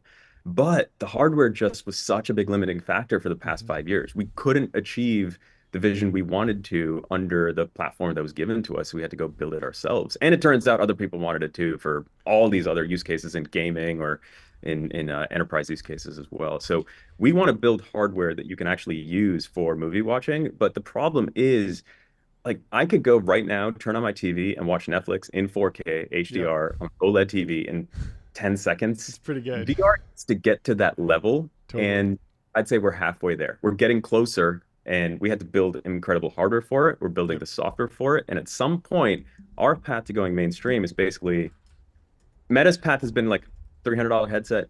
They're selling like 20 million of them. It's doing really great with kids. Yeah. Our path, I don't think it's not about price. It's about price to utility. So Totally. we want to deliver you like a $2,000 or $3,000 incredible home movie theater system. I love it. And yeah, you can play games with it. You can do all this other stuff with it too. But it's not about price. It's really, Apple Vision Pro is $3,000, but I'm not going to wear this for, actually, the battery life limitations, the weight, the ergonomics, it's not right. It's not the right factor. What is Apple doing with VR? Because I've posted a few times. I was like, Apple's like, they're sort of giving up on it. Like you can tell they don't have real conviction. They're just like, they're in this highly commercial phase where they're just going to extract as much value out of the existing technology that they have, and that's, can be good for business. But I posted a couple times and people get angry. They're not quitting VR. They're not. It's blah blah blah. But what are they actually doing in your view? And are you the next CEO of Apple? I think Apple, I'm actually surprised that Vision Pro came out. They've been doing the work for a long time, but I wouldn't have put it out, not this way. I mean, it's setting the wrong expectations, creating a weird hype cycle. This is not the next iPhone, but I think Apple is patient and is going to play a 10, 20-year game as well. They don't need this to become an overnight success. It's fine. Who cares what the markets say? Like, they've got the cash for it. They can do it. And they're also doing it in a relatively cash efficient way compared to Meta. Yeah. So they're playing a long-term game. I think they'll stick with it. I think it's in the hands of developers, but I think the problem is there isn't really anyone saying no. In my opinion, I don't know how Apple actually runs anything, but in my opinion, people aren't saying no enough. Like, so on that note, how do you think about focus generally at big screen, right? I'm sure people are saying, hey, build this for factories, build this for gaming, the military, build it, movies. and I'm sure you've had to, in order to be capital efficient and create great products, you've had to say no a bunch. Do you have ambitions outside of entertainment in the long run, or is Absolutely. This the next 10? Yeah. Like, the nice thing about what we do is that we're laser focused on a set of problems that happens to cater to the needs of a bunch of people. So the enterprises that are coming to us they're using VR for real work for many hours a day versus the cycle. They all have Apple Vision Pro and Quest and all. They can afford all the devices. They've tried them, but you'll use it for an hour, you achieve your thing, and you got to go charge it for an hour. Mm-hmm. That doesn't work for most use cases. Think of this as Apple and Meta are trying to build the next smartphone. Meanwhile, we're trying to build the next workstation, the next TV. Apple actually canceled their workstation-focused VR thing. I want to ask one more question. On the Apple Vision Pro, can you give me like your pros and cons? Like, what did they get right? I feel like the external battery and puck was really controversial, but some people say that's really great. What's your take on Apple Vision Pro? I think they established that this industry is really not going like it's not going to go away. This is going to be here. Spatial computing is going to be a thing. It might take a long time, but it's going to happen. Apple and Meta are at it. They're going to go push it. That's the best thing that they've done here is they've made the world really understand what is VR or spatial computing, and it's going to happen. What they're getting wrong is comfort and ergonomics matters a lot more. People are trying to build the next iPhone, but again, no one wants to wear an iPhone on their face either. There's literally a MacBook Pro inside of this thing. I don't want to wear a MacBook Pro. Yeah, makes sense. Yeah, that makes sense. Last question. Broad applications of spatial computing in the military. Andrew was in the news with winning the IVAS program. Is the technology ready? Is it just about getting the product right? And again, I imagine that's sort of a 10, 20-year kind of vision as well. But and it's not where you guys are building, to my knowledge. But what's your take on that? Was it Microsoft just had a good shot but didn't have the sort of leadership to deliver on it, or was the technology just truly never ready for what they were being asked to do? I think that came out of an older generation, the like 2016 era hype cycle, where a lot of products were coming out that were telling a story that they really couldn't meet. So HoloLens, Magic Leap, etc. We're touting this vision of like, oh, we're going to be able to do all these things. And what really matters in a nascent emerging technology is, but what can you do with it today? Like, be honest that when you come out of the gate, what is this going to be amazing at right now? Like, so for us, racing simulators, gaming, entertainment, like really great things that people can do right now today with this. And we're honest about that. Too many companies back in that first generation hype cycle, like they were putting out a product that the military could not, it didn't work at all. And it was billions of dollars for that. So now you're having people come out like Anduril that are putting out devices that should be able to actually deliver with, the promise of current generation technology. What can you actually do with it? That's great. Well, thanks so much for coming on. We got to have you back to talk about VR every time there's more news. Yeah, you haven't opted in, but you're our official VR correspondent. There's so much to talk about here. It's such a fascinating technology. And I think people have kind of like written it off from time to time, but I'm continue to be fascinated by it. There's so many cool developments. I'm really happy for you and the team too. Congratulations. I'm sure the last week has been massively vindicating, and you guys deserve it. 11 years in. Here's to the next 11. And good luck. Look forward to the next conversation. An overnight success, really. Yeah. Have a good one. Later. We'll talk to you soon. Thanks. Well, coming up next, we got Alex Konrad, but we got some breaking news. Ramp has partnered with FP Journe. Did you see this? They're having a padel tournament in Miami, and the partners are Ramp and FP Journe. You love to see it, folks. Love to see it. FP Journe, of course, maker of fine watches, owned by none other than Mark Zuckerberg, has some FP Journes. Francois Paul Journe, one of the greatest watchmakers in history, still alive, still cooking, and he's using Ramp, baby. He's on. I don't know if this was supposed to be breaking news, but it is now. Okay. It's pretty awesome. Pretty awesome. I mean, if he texts us, I'm going to talk about it. It's amazing. It's a public website. Okay. I think.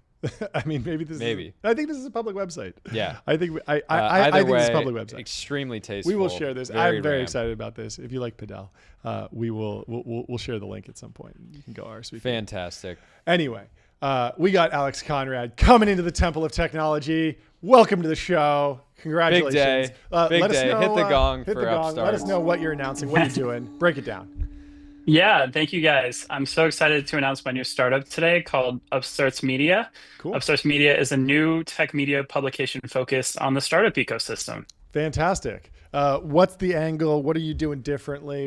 What are you leveraging? And will there be a list of the best and, more importantly, the worst venture capitalists dropping soon? I know that I have a customer in you for that for sure. But Yes. The Icarus basically, list. We need yeah, yeah, this.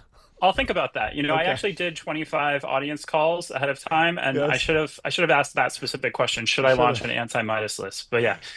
For your audience who don't know me, I spent 12 years at Forbes covering venture capital and startups. I really lived in that world, wrote a bunch of cover stories about folks like Melanie Perkins at Canva, the Collison brothers at Oh yeah. Stripe. I wrote one about a soft Rappaport at Wiz, which has been in the news Yeah. a lot. Cool. Really enjoyed writing about startups and the VCs who fund them. And I felt like we were in a moment where so much traditional tech media coverage is focused on big tech, politics. We have Hmm. tech people in the White House, Hmm. big policy debates, not so much on sort of the startups that I really love writing about. I just heard from so many people that it was just hard to kind of get those founder journeys, Totally. startup storytelling out there right now. And so I'm hoping to do my small part to just tell those stories. How do you think about the different products that are offered in the media ecosystem? I mean, most people just think like it's a news article, but once you dive in, you realize like there's investigative journalism, there's breaking news, there's profiles, there's op-eds, there's editorial, there's all this different stuff. How do you think about the landscape and what interests you the most? Yeah, well, first off, these tech bros showed up and they just completely created a seismic event for us in media. No, but seriously, like jokes aside, I think you guys and a lot of these new brands that have been the most interesting in tech journalism and media right now have kind of come from these adjacent spaces. They Sure. haven't been traditional journalists. Yeah. We have seen though some people go independent and Yep. try to kind of get more direct. We keep hearing go direct, from certain Yeah. founders and PR folks, and I think that's great for certain people. But my hope is that there's still room for curated storytelling from journalists like me who can help, especially those founders who maybe don't have the platform to go direct, and also can just maybe connect the dots in ways that you wouldn't get from some Yes. of these awesome podcasts and shows like your own. Yeah. I mean, I Yeah. really do agree What? with you. We were talking about to Lulu about this yesterday. Just the idea of like, yes, you should go direct and post your own news, but then you should also talk to new media like you and us, and then you should also talk to the Wall Street Journal if they come calling. And it's really like an ensemble strategy to build this like cinematic universe around you and what you're doing if it's important. Yeah, how do you think about funny timing? So we talked about this last week about TechCrunch selling. It was unclear what they were going to do. I think TechCrunch had sort of created this. The thing they did well was like make people's parents proud, right? It was like you wanted to get into TechCrunch. It was just sort of like this moment in every founder's journey. You go there to announce a round or for a product launch or whatever, and they sell to private equity, which people were like, "Oh, great! Like private equity is just going to come in and I don't nobody knew what they were going to do." And then the first TechCrunch headline I see is this like drive-by hit piece on 11x. Which, whether or not it's fair, it's like TechCrunch is in a very weird position around. They're, I guess, trying to do investigative journalism, but then they still want to be the place that maybe you launch your startup. Are you trying to pick a lane and saying like, we are pro founder, we are pro tech, we know this is hard, but we want to tell your story in an authentic way that makes like, are you looking to really like develop trust with these founders and cover them across their entire career? What is that like? I'm trying to kind of hone in on your specific angle, because I think the temptation is, somebody starts out writing tech positive and then eventually they get some crazy scoop and they're like, oh, this is going to get so many, The algorithm loves the subscribers. controversy. Yeah. I'm just going to publish this fund's returns, or whatever. But I'm Yeah, curious I hear how you you. think about it. I have like three different responses for that, but I Please. can try to keep them short. No, just It's wrap really it up. an important debate, I think. First, I would say our ideology is that Upstarts was founded on the belief that startups are at their best when they punch above their weight, Mhm. challenge the status quo, try to improve the world in some way. And I think at that core, I believe that technology is great for the planet, great for our daily lives, and I want to write about that. I think at the same time, I am going to be a journalist. I am going to be independent, so I'm not a cheerleader. And just Yep. because a lot of my Midas VC pals might be subscribing today doesn't mean I'm going to suddenly write about their portfolio company or something like that. I want to keep a really impartial and fair view. But that's really what I tried to build in the last 15 years writing about startups, was that sense of trust that you can expect me to be fair, to have sort of the good of the ecosystem at heart.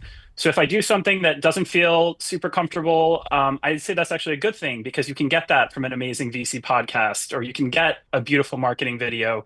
I might ask questions that push you a little bit, but I am in the ecosystem. I do consider myself a founder of a startup here, and I have that empathy that I'm going to be only punching up really carefully. I'm not going to be punching down. I never want to get out of bed and be like, what startup am I messing with today? It's no Gawker 2.0, but I want to talk about like the instantiation of the work that you do. Obviously, you're a writer first and foremost, right? And most people experience your work through Forbes.com, essentially. But have you thought about where that lives? Are you targeting the email inbox? Will there be a printed version? I'd love a coffee table book of the Konrad list maybe this year. I think that would sell really well. I think every single VC firm would probably pay $1,000 for the Konrad printed coffee table book. Sell a lot of those. Are we going to get videos, podcasts? What are you thinking?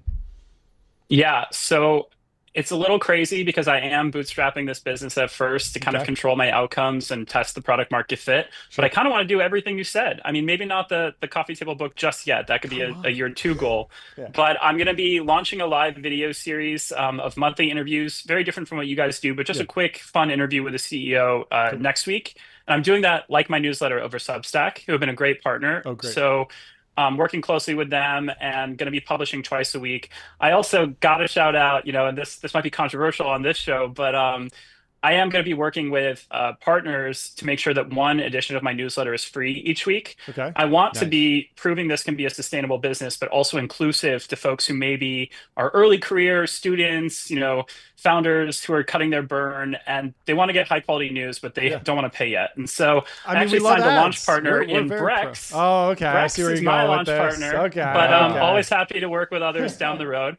But yeah, I mean, that's basically the way I'm thinking about this, is multiple streams, a newsletter. Yeah. I'd love to do a podcast eventually. But I'm going to be building in public. I'm going to be screwing up a lot. I think that'll be authentic with this audience. You guys will see that. Awesome. Yeah, that's great. What's the future of the Forbes brand? It's been in an interesting spot. I'm saying this, you're not saying or confirming this, but I know they've been like on the market trying to sell themselves for a long time. They sold off a bunch of random assets. Austin Russell was circling. Forbes book publishing is not really tied to the parent company anymore. It's like very unclear. Like it was an iconic media property. You tried to keep it alive, and and certainly more brand cachet than TechCrunch, I think. Like the Forbes brand still has a lot of but it's been diluted over time, and part of if you had stayed and said I'm going to recommit the next decade and sort of bring it back, I'm sure there's a variety of factors that didn't allow for that. But what happens with Forbes? I know you probably can't.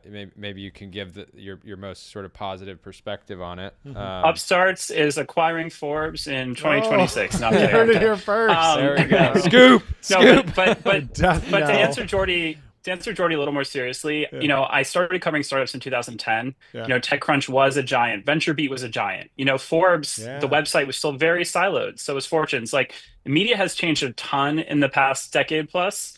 I think people forget that the Midas list was actually started in 2000. So it way predated me. Off too. And it will outlive us all, whether VCs like that or not, Yeah, that's great. That makes sense. What do you think what's the future of Substack? They went through this kind of period of massive hype, and then there was a period where every media platform was attacking them, and then it seems like they've come out of it, and now people are deciding to go on and build real businesses from day one on the platform. What's your take on are they having real network effects? Like, do you think their sort of existing audiences there are going to help you accelerate your growth faster? Maybe kind of break down the decision to start there versus working, ground up on a Beehive or one of these other products. I think it's good if there are multiple options out there and that they get better and better. And I think companies like Beehive are pushing Substack to update their own technology. From a technical component, I was really impressed with Beehive. Ultimately, Substack was where a lot of my peers, a lot of the folks I think are startup curious, are today, it is, I think, an effective social network. And so when I was thinking about who I wanted to partner with, that was really important for me.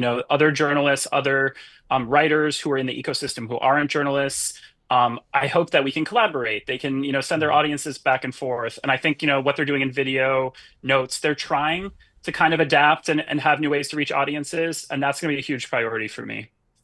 Awesome. I had a crazy idea. I pitched another writer. I want to get your take on the 30 under 30 list it's controversial, but I think generally like there's a lot of people that want to be on it. They're excited and then they get frustrated when they turn 31 or they're ineligible. My idea was every week for the full year, you post, here are 20 cracked 20-year-olds.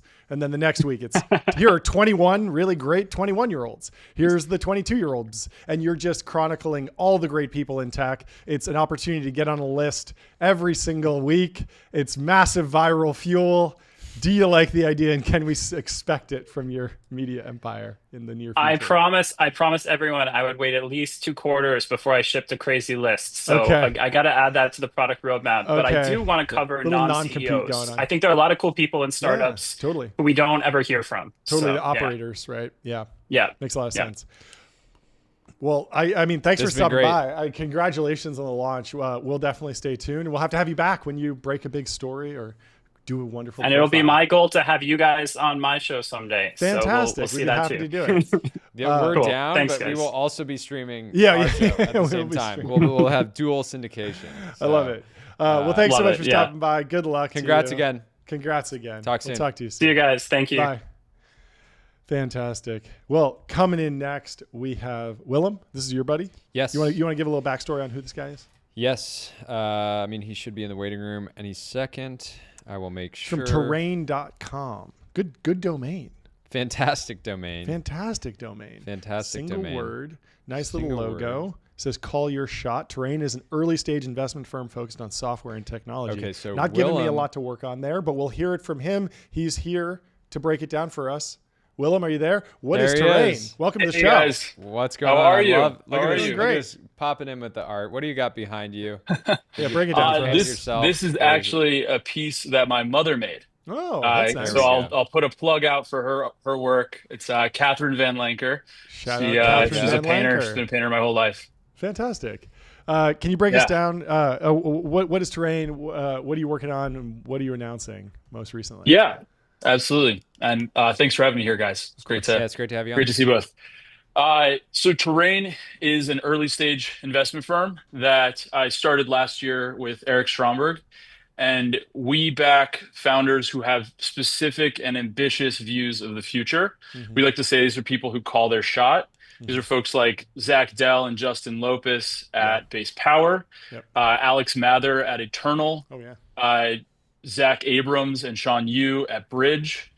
And increasingly, we think that this is just going to be very important to build a meaningful and lasting company, whether you're attracting capital or building an audience or building a team, that being able to clearly articulate your vision of the future is just going to be the things that separates the good from great. Yeah, definite optimism. I want to know about like the whole call your shot, your declare your free agency thing. It feels much earlier than, hey, show up on Sand Hill Road and raise a mango seed round in a weekend. Walk me through the different options that founders are facing these days. They can go do YC, especially if they have a good track record. They can even do EIR programs at Founders Fund, or that's what I did. I wound up doing this. Freudian slip. But at VC funds, they have EIR programs that are like a little bit more flexible for folks. But where do you see slotting in? Because it sounds like you're thinking pretty early stage. Yes. So first and foremost, we're an investment firm. We invest from that really early stage, which I'll talk about shortly, through to seed and Series A. So we're very kind of flexible in kind of where we enter and, work with, those companies that existed are, raising mango seeds or Series A's, whatever you want to call it. This most recent program we launched is called Free Agency. And what that is a concentrated 90-day period before you have your idea to go through a focused exploration to uncover your idea.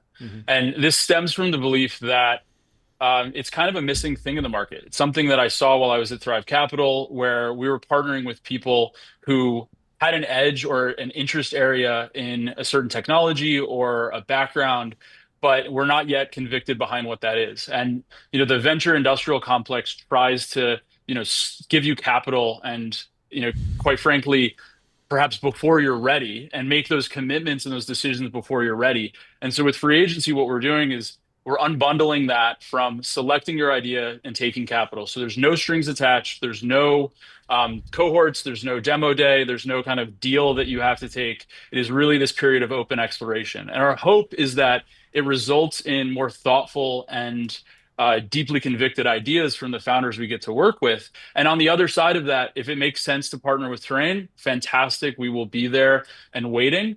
But we believe that that is just something that is really needed. And we're on the last day of applications today. And quite frankly, been really surprised and elated by how many people this seems to resonate with.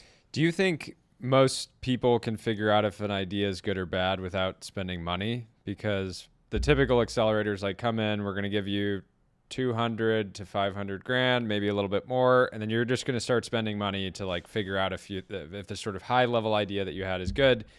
Now, I think a lot of really brilliant entrepreneurs do all the work to sort of like make that idea concrete, sometimes for years prior without ever spending sort of explicit dollars.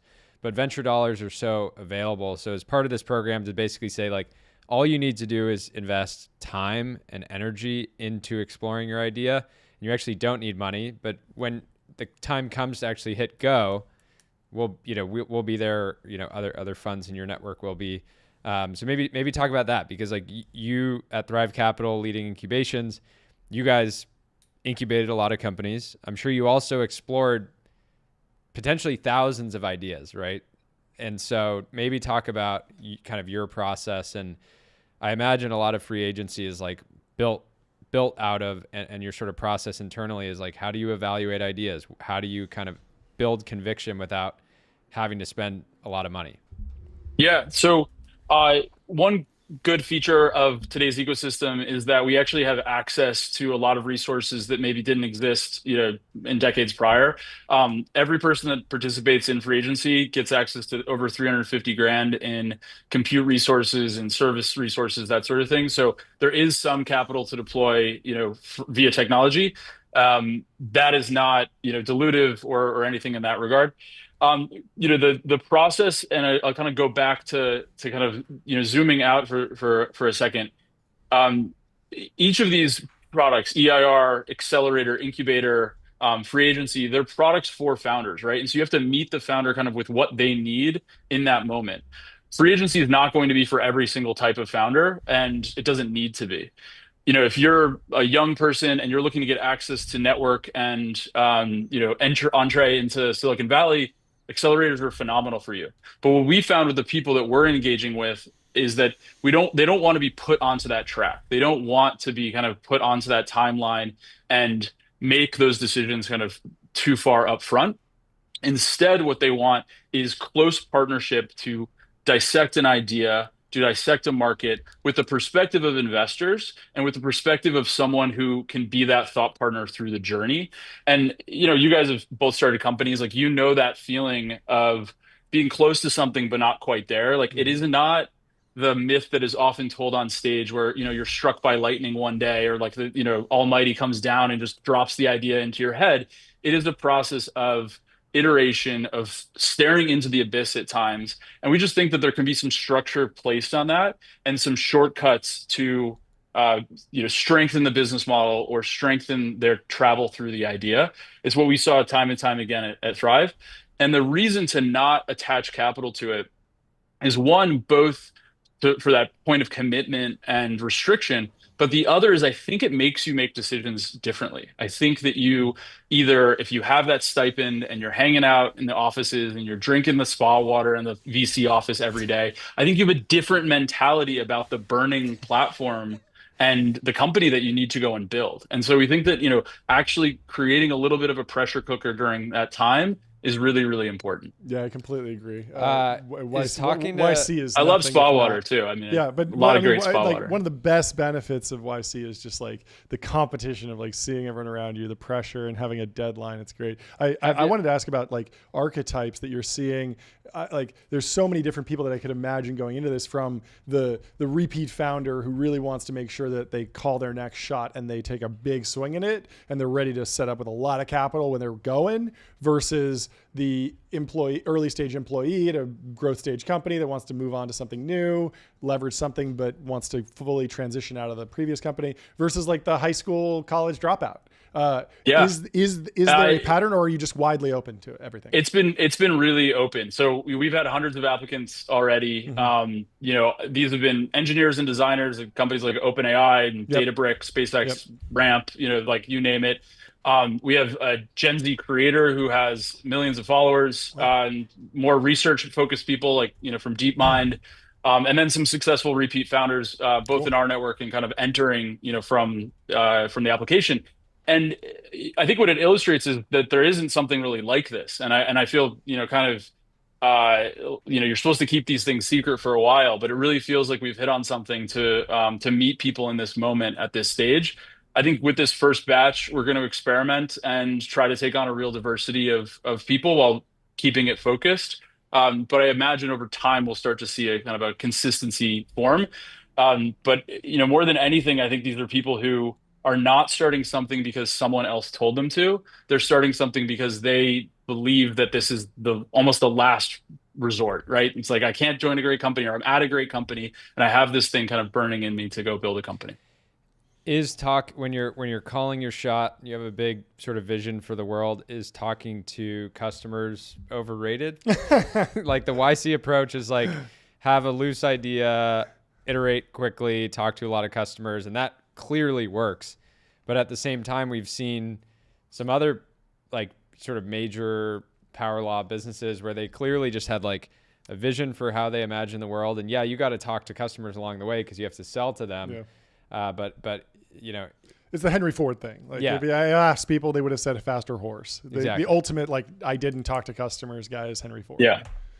Look, I think, Henry Ford certainly talked to customers along the way, but I think that had the vision of what he wanted to create. Yeah. And that's the case that we see with, with people like, Zach Dell at Base. It's like, he wants this idea of, energy too cheap to meter, right? And that's where the starting point is. And let's work backwards from that, because if we can achieve that view, we know we can appeal to customers, right? Or, Zach, a lot of Zachs here, Zach at Bridge, started that company not during a time when cryptocurrencies and stablecoins were all the rage, right? It was built on internal conviction over many, many years.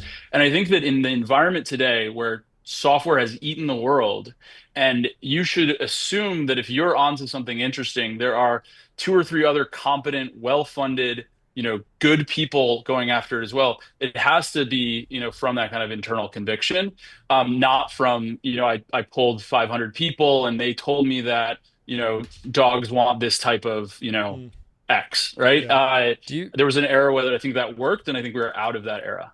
Do you think founders get way too much validation of their ideas from investors? Because I've fallen into this trap before where people will invest in your company, if really smart people will invest in your company, sometimes you can think, well, this must be a good idea, because people were willing to bet on it. When usually from the investor's point of view, there's tons of scenarios where investors are like, I'm sort of so on the idea, but this guy's just so great. So is that some kind of like, I'm curious if like, one of the, like, you should basically get validation in your idea by spending enough time with it, spending time talking with other intelligent people that aren't just incentivized to deploy capital, but actually want to help you find that, help you get to the point where you can actually call your shot. Totally. Look, I think that maybe 15 or 20 years ago, when seed VC and early stage venture was more scarce, you could rely on that. Like, you could say, well, there's someone who's willing to stake capital on this, and thus I've passed through some barrier. Now, that didn't mean that it was, the next Google or Facebook, but there was some barrier that you passed through. I don't think that's the case. And I think that honestly, the best founders are not solving for capital at the beginning, there's more options available for them than ever. There's bootstrapping, there's, coming in with past success, there's friends you have around the table. And so what I think that means is that the moment you put up that flag and say, I want to start something, and you're, a talented individual with great experience, those offers start rolling in. And you have to have the internal fortitude and disposition to say, I need to make sure this is the right thing, because that investor or that angel investor is going to place who knows how many bets. And you're going to place one during this period of time. You are an investor of your time, and that is one thing that you can do during this period. And you have to take that really seriously. So I think that it's much more about finding that for yourself, because you can't outsource conviction and you can't outsource that type of diligence, especially when the incentives aren't necessarily fully aligned. I have a question. Go for it. You used LeBron James in your launch video. Where do you stand on the GOAT debate? Is he a better basketball player than Michael Jordan? As a kid of the '90s, I think it's got to go to MJ. Okay. That video, it pained me as a Celtics fan to show him in a Lakers jersey winning championships. But look, he's someone that I think had doubters throughout his career, even does today, and now Bronny after him. So. And you got to tune it out, and I think that if you're doing something right, then people will throw shade at you, and I think it's a great thing. It's still a great metaphor. You have a last question? Then we'll wrap up. Last question. I'm sure you get hit up by people all the time that are starting venture studios, incubators, etc. You ran incubations at Thrive. Now you're running a traditional venture fund. I'm sure you could do an incubation, but do you think that model is best done opportunistically versus systematically? What's your takeaway from doing a bunch of these? Totally. Going back to that kind of idea of products, I'm a product person. You have to be building a product for a great audience, and I think that you need to be honest with yourself about what value you provide to a founder. And incubation is a really appealing tool, right? And I think it's hey, we can get more ownership, and we can kind of, I have all these great ideas and I can create it. But I see a lot of VCs piling into it, I think, for the wrong reasons, and are going to make some mistakes. I think there's a real alchemy that it takes to get it right. And you have to know, just like as a founder, I think you have to know where your edge is. And when I was at Thrive, my focus was on incubations, and it was working really closely with founders right from the beginning. But there was always a humility in the fact that the founders are going to build this company, that we need to, put the right environment together to help them, find it. And then also there's a lane of where we can incubate and where we can't. And these are areas that at Thrive, it was, heavily regulated industries. There are really large markets that perhaps would take deep capital availability to succeed within. And it wasn't everything. And that, I think, was the beauty of being able to do both things, of do early stage investing and incubate, allows you to have that flexibility. And it's something that, I believe we'll do really well at Terrain too. Awesome. Well, congratulations and good luck. Yeah, no, it's open for until the end of today. Maybe people can midnight. apply right now. Maybe midnight. Yeah, people can apply. It's been open for the last few months. And you got a great domain too. Terrain.com. Terrain.com/free agency. Love a good domain. It's a short application. Hope to see some people that cite TBPN as the source that they got it from. Thank you. Your next Powerwall winner is coming from our audience. There we go. Thanks, guys. We'll see you soon. Talk soon. We'll see you. Thanks so much. We got Jordan Schneider from China Talk coming on next. I'll let him give the pitch, but this is a fantastic podcast.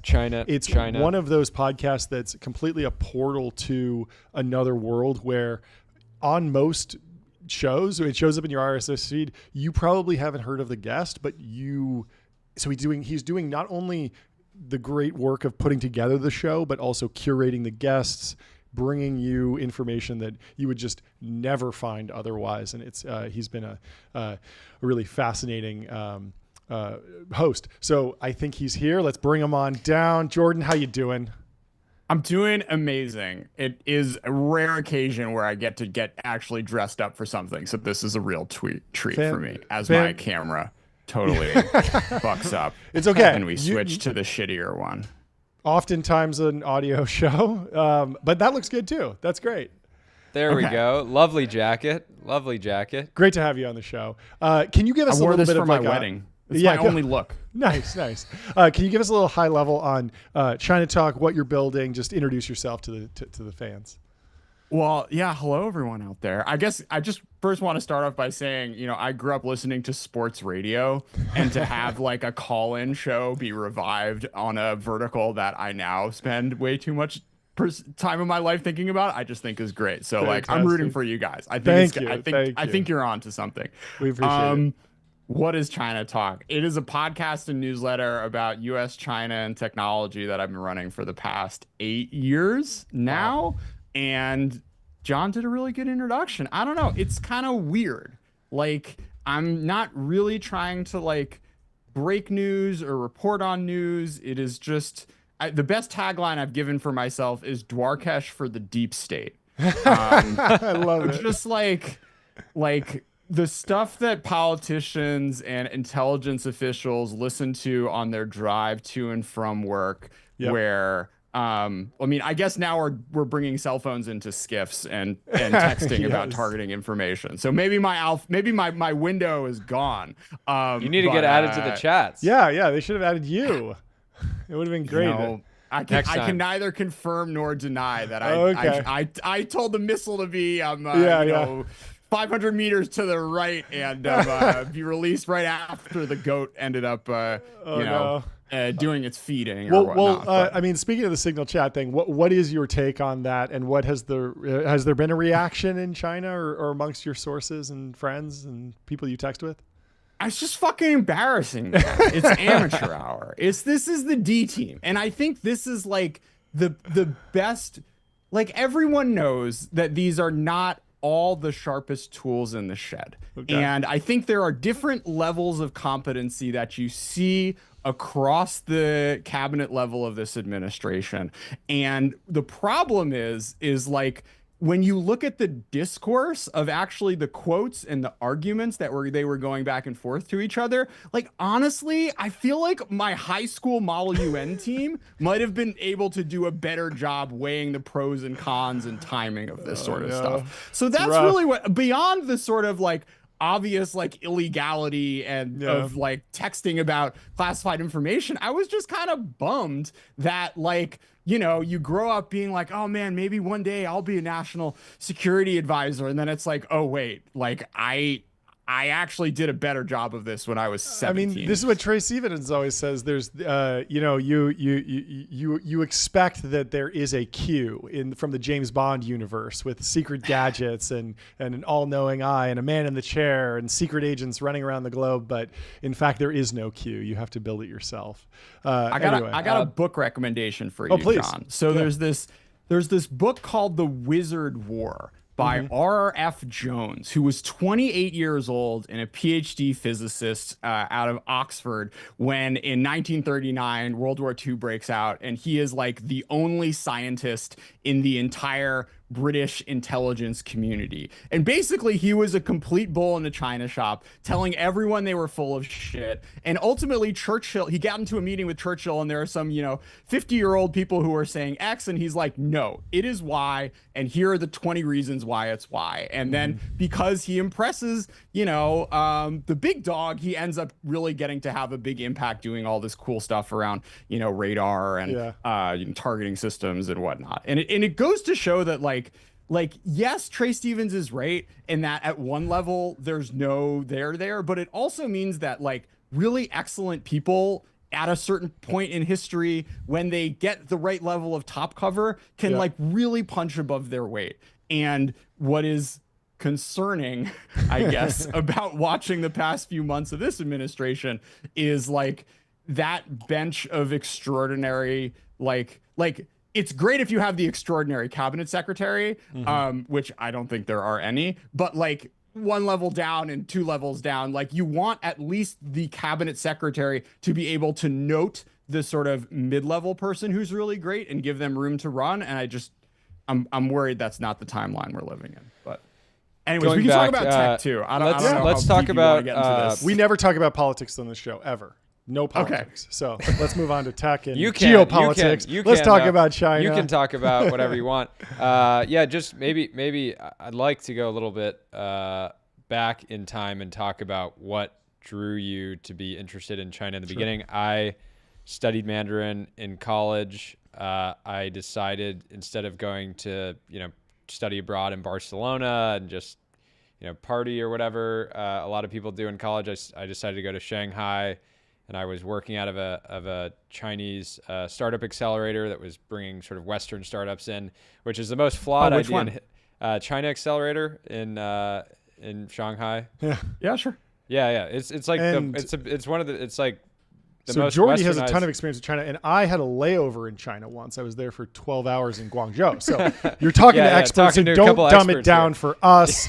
But some of the listeners might be less familiar. So why don't you take us through how you got into China? I'll give you some. I had this idea as a kid, but, a lot of kids wanted to be astronauts and things like that. I wanted to be an international businessman. I had this sort of extreme vision of myself with a briefcase, traveling to Asia to do deals. Like that was like foundational memory. And then I went to China, and I realized, one, I was really frustrated that nobody really wanted to speak Mandarin in Shanghai because they speak Shanghainese, which is like a completely different dialect. Yeah. And so I was like, what am I even doing here? And then I very quickly, I feel like I clashed with the culture. I had, friends that were, local Chinese, but overall from a business culture standpoint, it just didn't work. I felt like the entire model of the accelerator that I was working out of was flawed because they were trying to bring Western companies in to build in China, and we were just constantly getting blocked on everything. It was like clearly China didn't want us to thrive there, and we've seen this with other big companies. So anyways, I got a sort of bad taste in my mouth, left, decided never to come back, stopped studying Mandarin. But I'm still very fascinated with it, but I'm curious, to hear about your kind of journey into all this. Sure. Well, what was that? What was the timeline? What were the years of that arc? This was 2016. So it was like during the Trump-Hillary election cycle. Yeah. Okay. So yeah, I mean, my China arc was 2017 to 2020. And I think I was living in Beijing, which is a different experience for a number of reasons than Shanghai. But I also came to China wanting to work in tech. I guess I came to China, and then very quickly it was clear to me that the only interesting jobs were ultimately going to be not in Western firms trying to enter China, but this was the hot minute where Chinese firms were trying to expand around the world, and that wasn't quite as sensitive as it ended up turning out to be. So working at places like ByteDance and the company that turned out to make Temu, all were the sort of interesting jobs for foreigners, because you were totally right. The alpha of being a foreigner doing business in China is like a 1980s, 1990s, first half of the 2000s story. And then sort of your only alpha as a foreigner in China was not even working at Microsoft China or what have you, but helping the Chinese firms explore the rest of the world. So I moved there in 2017 for graduate school. Very quickly was all right, if I'm going to stay here, it's going to be working for a Chinese firm, because there's no other interesting jobs.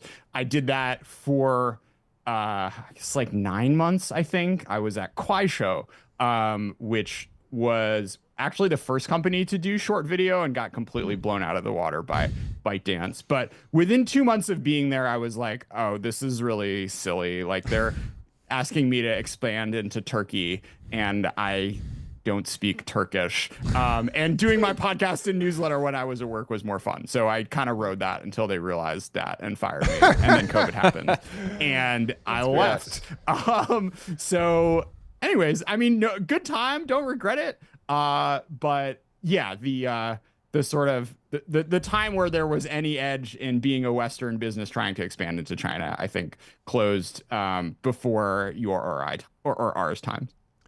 Well, I want to go through some of the big topics that you've covered recently. Maybe we should start with just the foundation model battle that's going on. Can you give us a lay of the land over in China? What's happening on the LLM front?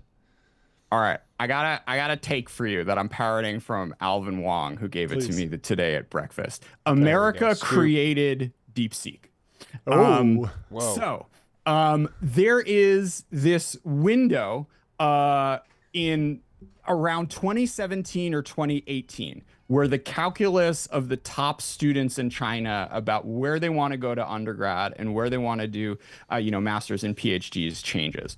And part of it is a function of opportunities in China where wages are increasing. There's this big, exciting startup ecosystem, but there's also a big part of it of the Trump administration and just like, the vibes being bad, and that the vibes being bad for Asian Americans, whether that's like realized by the numbers or just amplified by Chinese propaganda. And then COVID, where China was doing fine over the course of 2020, and America wasn't. So the sort of choice, and it was also very difficult to go back and forth between the two countries, which, if you're going to be deciding to like go and live halfway across the world, like you might want to see your parents every once in a while, which was not a straightforward thing during the lockdown years. So what used to happen pre-2016-17 is the best Chinese students would go to the tier 1 universities in the US. The sort of next rung down would go to the tier 2 universities in the US. And then the third rung down would go to the best universities in China. And that was kind of a clear hierarchy. But once you had these three factors of China's economic earnings potential in China expanding, like bad vibes for Asians in America, and COVID, a lot more of those sort of top folks who would have ended up wanting to go to, MIT or Stanford just stayed in China. And the core of DeepSeek's engineering base are all under 30 and all from those top Chinese universities in that cohort. So we really messed up our shot to do this whole brain drain thing. Or we had a great thing going for like 40 years of really getting the best Chinese talent to come to America, get their education here. And by the way, like 85% of the folks who end up getting PhDs in STEM in the US, either try to stay or end up staying. But by sort of screwing that up, we've really undercut ourselves, I think, for the long term. Yeah, that's a good trend. What's your take now on the true cost of DeepSeek? Because it came out with this like clearly a number that was just shockingly low, and it felt like it was designed to shock the market, and then more truth sort of came out over time, but it's less, it's less impactful when it's sort of dripped out and saying, well, we did have these chips, and well, we didn't count our R&D costs. It was just just seems like, to me, it's now unclear, but clearly was more expensive. Do you have a good have you sort of tried to triangulate it?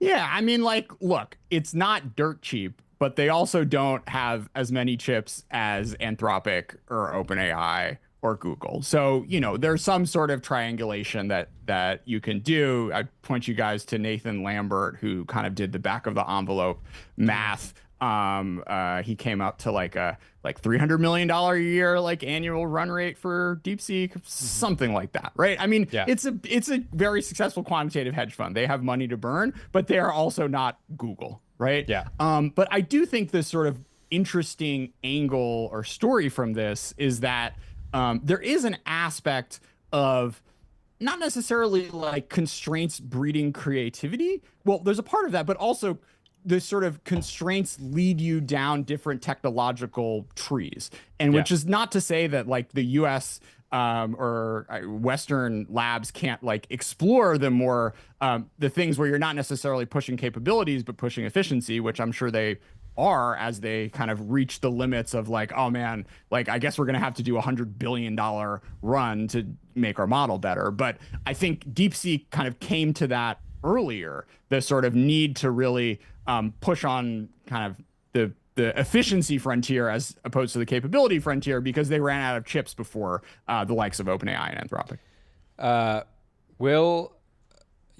On going off of that, when you're trying to understand something related to China, how many different sort of data sources do you need to basically triangulate? Because my experience living in China, people were willing to just basically say nonsense or lies to sort of further one of their ambitions, and so like I came away from that experience being like not having it wasn't a very like high trust dynamic between me and anything coming out of sort of specifically like national security, sort of like critical issues. I just sort of like state media, anything along those lines.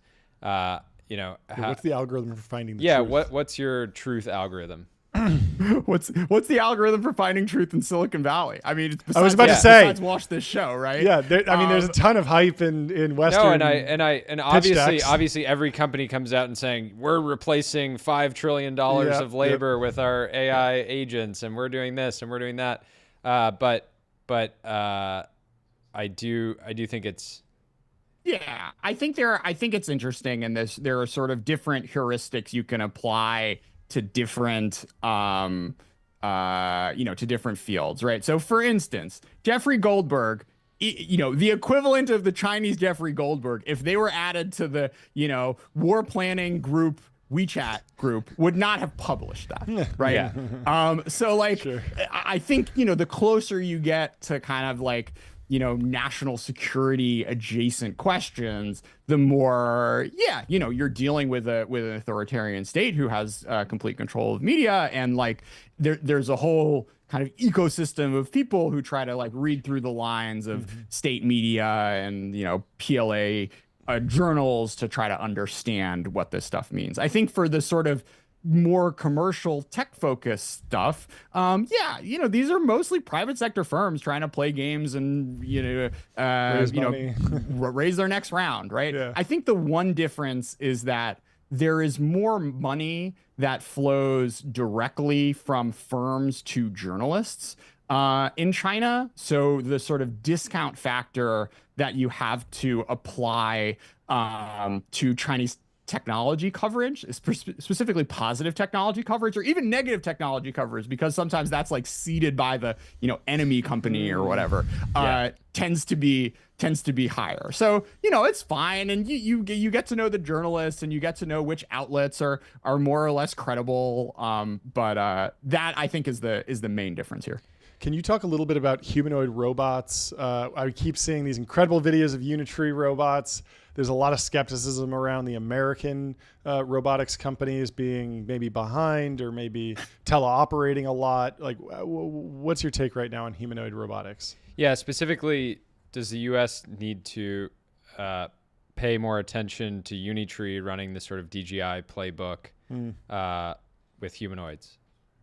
I mean, I don't know about humanoids, man. I mean, like it is, I think it is obvious. It is pretty, like, we did 2 features on the Chinese humanoid robotics industry and the Chinese industrial robotics industry. And I think the big markets in the 3-year horizon, let's say, are much more on the industrial robotics side. But in general, like, we don't build robots here.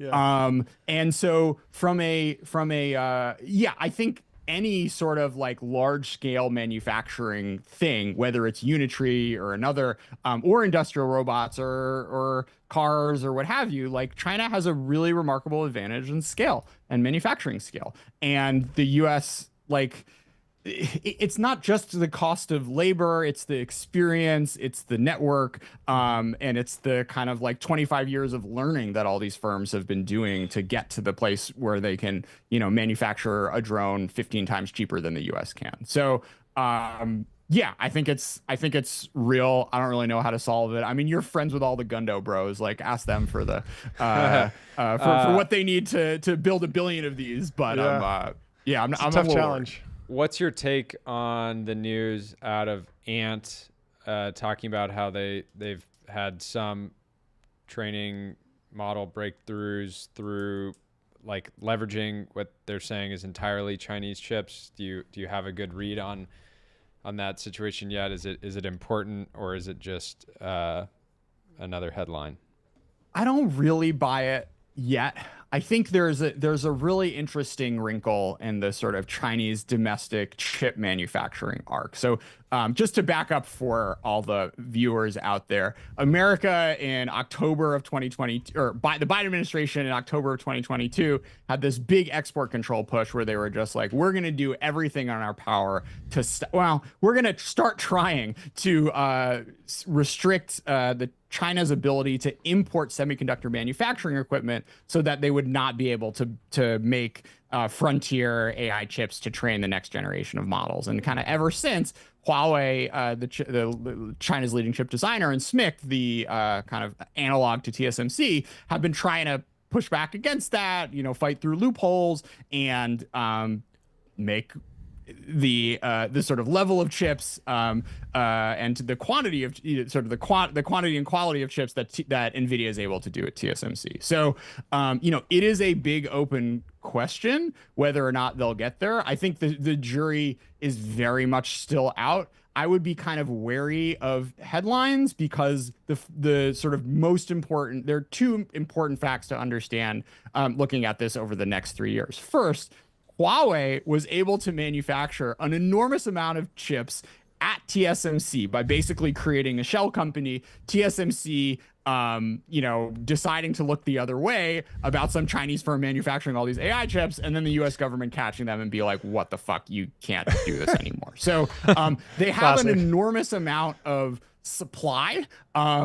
And so any sort of we train this on only Chinese AI chips is not actually like SMIC chips. Mm-hmm. It's sort of like, off-brand TSMC chips. So the big challenge is going to be whether SMIC can do kind of competitive chips at scale domestically.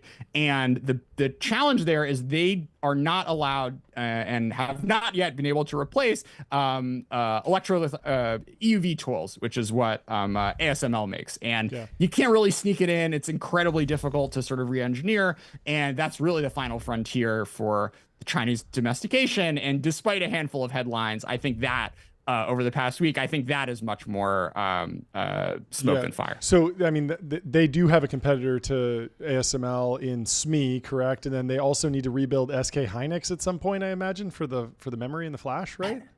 Yeah, I mean, they were also able to stockpile an enormous amount of memory. They have stockpiled. It was so awkward because there is literally a Reuters article in like the summer of 2024, like BIS is planning to crack down on memory, and then they did it a little bit, but like wrong in October, and then they finally didn't fix it until like a week before the Trump administration came in. So a bunch just fuck ups all around. Oof. And at some point, but there's a whole lot of memory sitting in warehouses in China that they'll be good through for at least the next 2 years. Okay. All right, so I'm going to massively generalize here, and then you can try to piece it apart and figure out if there's any meaning here. But China had, decades to sort of embed Chinese, either former or current Chinese nationals in U.S. companies, which then were able to over time bring back sort of important information, IP in different ways to sort of like catch up on, advanced, basically catch up on developing their own versions of products from everything from like the F-35 to phones and things like that, right? Now we're in a position where like China is much more advanced in sort of manufacturing, robotics, some of these things that you were saying, and we don't have the same benefit of being able to send a bunch of Americans over there for decades to sort of then like help us re-engineer that. What's the US's like actually viable strategy to kind of like catch up again? China's caught up on product development. Can we catch back up on advanced manufacturing and what would be, is it possible, right? I gotcha. Yeah. So the thing that I always used to hold my hat on was America attracts the best scientists and funds the most science in the world. And that is a thing that may just stop happening because the Trump administration doesn't care about the National Science Foundation, National Institutes of Health, wants to blow up universities for better or for worse from their perspective. But like, this is the thing that won us the Cold War is getting the best immigrants and having them like do crazy STEM stuff.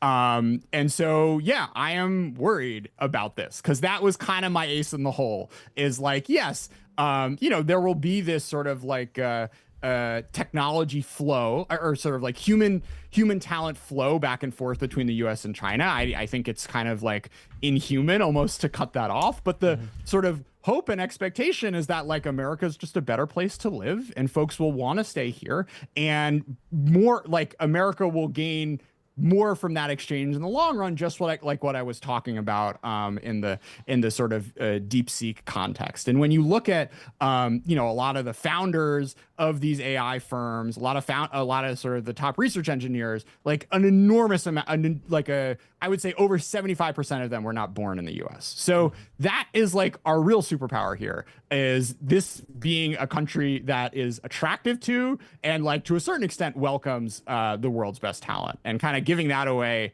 it just makes it a lot more difficult, because you do need to run faster on all of these different dimensions. And the way you do that, I mean, I buy into this sort of Silicon Valley mindset that there are such things as 10x engineers, and you want to be able to like capture as much of them and the extraordinary founders or whatever. And sort of losing out on that is going to make it a whole lot more tricky.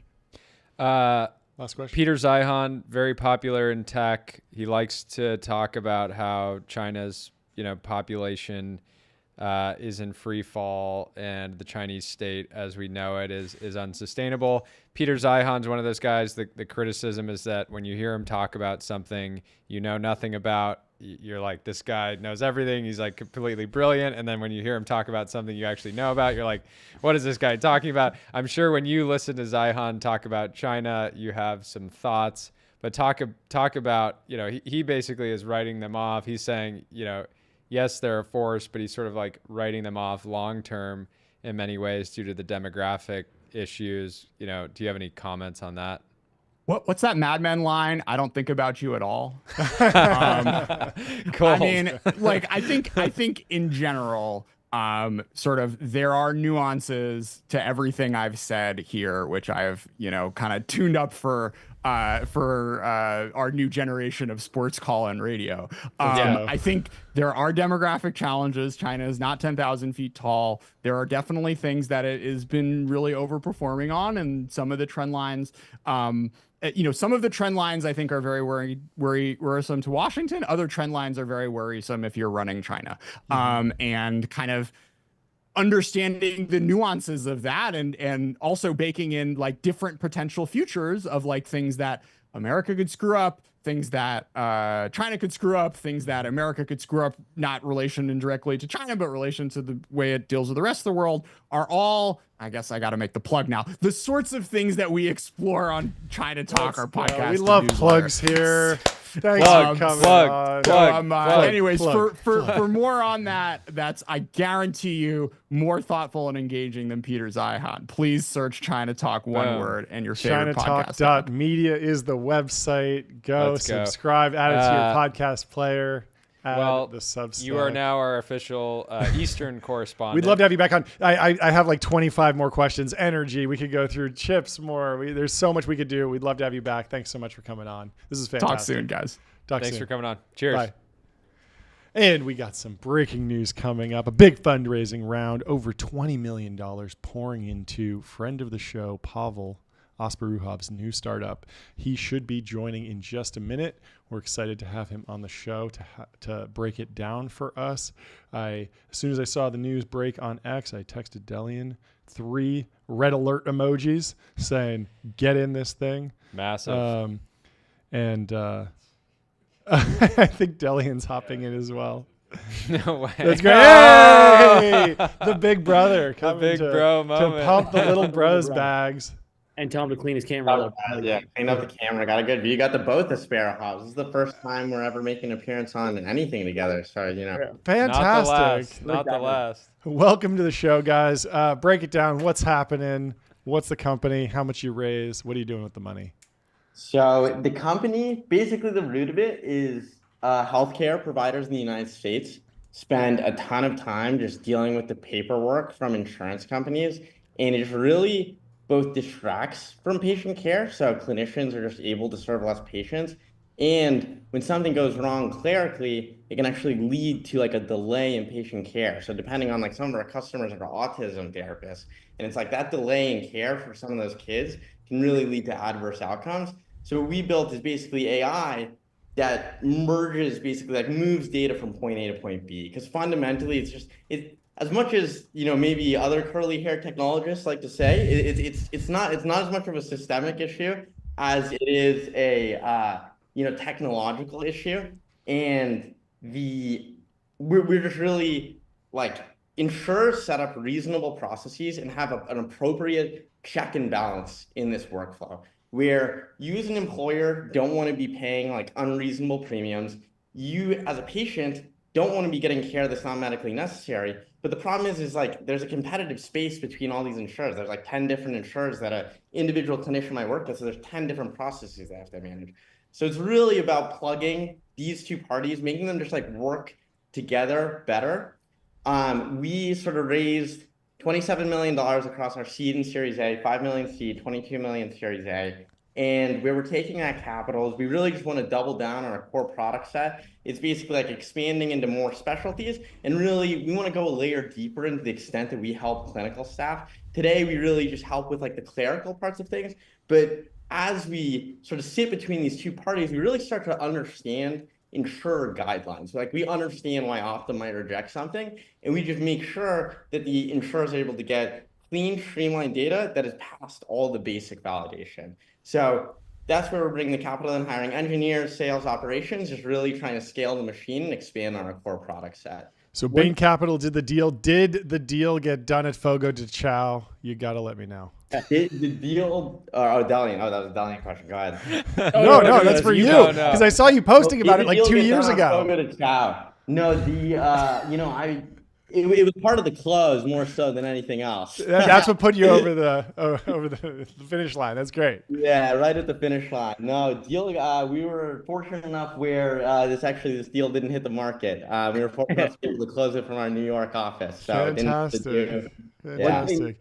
Do you have to say, which sort of Pavel kind of covered, but I think for the broader audience, that are maybe not super familiar with healthcare, the way that providers have gotten paid has just kind of fundamentally changed over the past like 10 years, where basically 10 years ago, provider provided care and then went to insurance companies and said, hey, here's basically, sort of what I did. I'd like to get paid, et cetera. And sometimes the insurance companies would look and be like, whoa, this is like really out of whack. Like, this is not what I wanted to pay for. And so you have these kind of like, sort of misaligned incentives. And so Pavel's whole company is focused on this like new workflow on basically what's in a prior authorization. So it's basically like, now you have to go to the insurance company first, but because it's sort of like net new workflow, and it slows down care, right? Because before you just go to the doctor, they would give you the care, and then you deal payments. Now the insurance company is set up in the pre-work, but then because if that takes too long, now all of a sudden you're like slowing down the patient experience. Yeah, which is also directionally like good. You don't want to be hit with like an unexpected medical bill, right? Like that's a lot of the times when you hear some of these like unexpected medical bills happening, it's because you don't want the check happening after the fact. You do want it happening up front.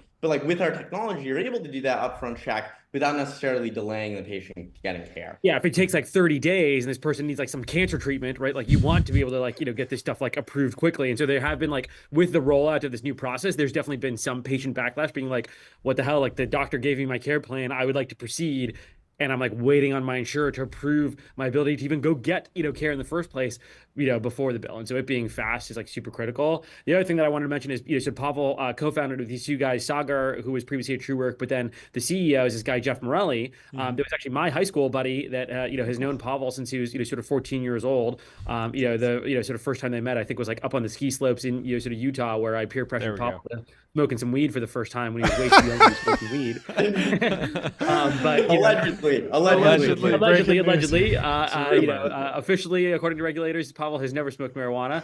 But I think that provided a good bonding moment. And then Jeff actually came and worked with me on my first company, which was not in the prior authorization space or like financial services, but it was actually in the healthcare space. That's right. Software for autism therapists. And so he had this pre-existing understanding of like the field, autism therapists, what their workflows were. Again, we were more focused on like clinical workflow software, but it all kind of ties together of like, Jeff and I used to work together and, had been friends with high school. He had known Pavel since he was, sort of 14. Pavel crushed it at Ramp and like, being in the first 25 employees and helping build out their like, sort of bill pay product, which has been phenomenally successful for them. And so actually both were in like this like co-founder dating process, like whatever it was, like, sort of 2 years ago. And I was like, guys, like, you guys should 100% consider, sort of, working together given the overlap of interest. And so in some ways, what they're working on today is like the perfect marrying of those two backgrounds of like, financial, sort of services and what Pavel has done. And then Jeff's background and like, sort of go to market in healthcare, marry the two. Prior auth is like this crazy background trend. And, the Asparouhov magic can, make space factories, and it can, make patients' lives and clinicians' lives way easier. Part two, hopefully Silna ends up way better than Nightingale ever was. I love it. You got? Talk about so we had Lulu on yesterday. She was talking about the golden ratio ship to Yap. I think it was had to have been a pretty intentional decision to wait and announce the company and two separate financings at the same time. Pavel, you're a generational poster, potentially poster of the year if you really get back into the game. Yeah. Maybe talk about that decision to not be posting 10 times a day about the company when there's probably an argument that maybe that would have helped in different ways, but clearly you made an intentional decision to just keep quiet and focus on building. Yeah, I think if it had meaningfully blocked the business anyway to not be talking about it, then we absolutely would have launched. But I was just like, early hiring is predominantly in network, and doctors aren't on Twitter. So it wasn't necessarily that we weren't like talking about what we were doing, but we weren't talking about it in front of like a tech audience. Yeah. I think also just there's a degree of focus that can come from downstream of not being in the public eye. I think it's limiting in a lot of capacities. I think as we're scaling, that was sort of the decision now. And I think part of it is just, I think we had sort of an opportunity when we closed the A earlier than we anticipated to really just come out and like, I'd say like a bunch of things get lost in, especially in like AI hype cycles. A lot of things get lost in the noise where it's like, even like healthcare AI, it's like, is this even real? What's going on here? But I think it was really compelling to us to be able to come out of the door and be like, hey, we operate in like 45 plus states. We work with hundreds of insurers. We have tens of thousands of patients. It felt like that was more powerful. And I think it's sort of like, I think it's really important to me that like I work on something very tangible with like less. I don't want to be a hype guy. I'll hype my stuff up, but I want to hype it off the back of something like very real. And I think we're coming today with very real business progress to show the world. Has your hiring criteria changed? You're on record saying that you have it's two hiring criteria. You need to have that dog in you, and you need to be nice with it. How has that evolved recently? It's a perfect framework. I don't know why Can you unpack it a little bit for us? Break it down. What does it mean to have that dog in you? Sort of we sort of sit someone down. We just dig through every life decision they've ever made, and then after that, we sit all in a room and we go through the two avenues of like, okay, let's all start. Everyone go around. Do you think they have the dog in them? What did we learn about them that showed that they have the dog in them? And then are they nice with it? That's just, we sit down, we hire everyone that they're supposed to be nice with something. We don't hire like a ton of like, we don't have a lot of generalist strategists around. It's like we like have a specific skill sets. And so just making sure the process sort of shows like, I think it goes back to like that tangibility is like, don't get me wrong, we do have generalist work to be done, but we always hire someone like on the back of some specific tangible skill set that we can check for. That's great. That makes sense. Talk about the moment you were working on integrating GPT-3 into like what you were working on at Ramp. Was that like mind blowing at the time? Did you feel like you had discovered something that, discovered a broader opportunity, and you just said, I need to dedicate my life to creating business efficiency using artificial intelligence? I guess just like talk about that. Yeah. Talk about that moment.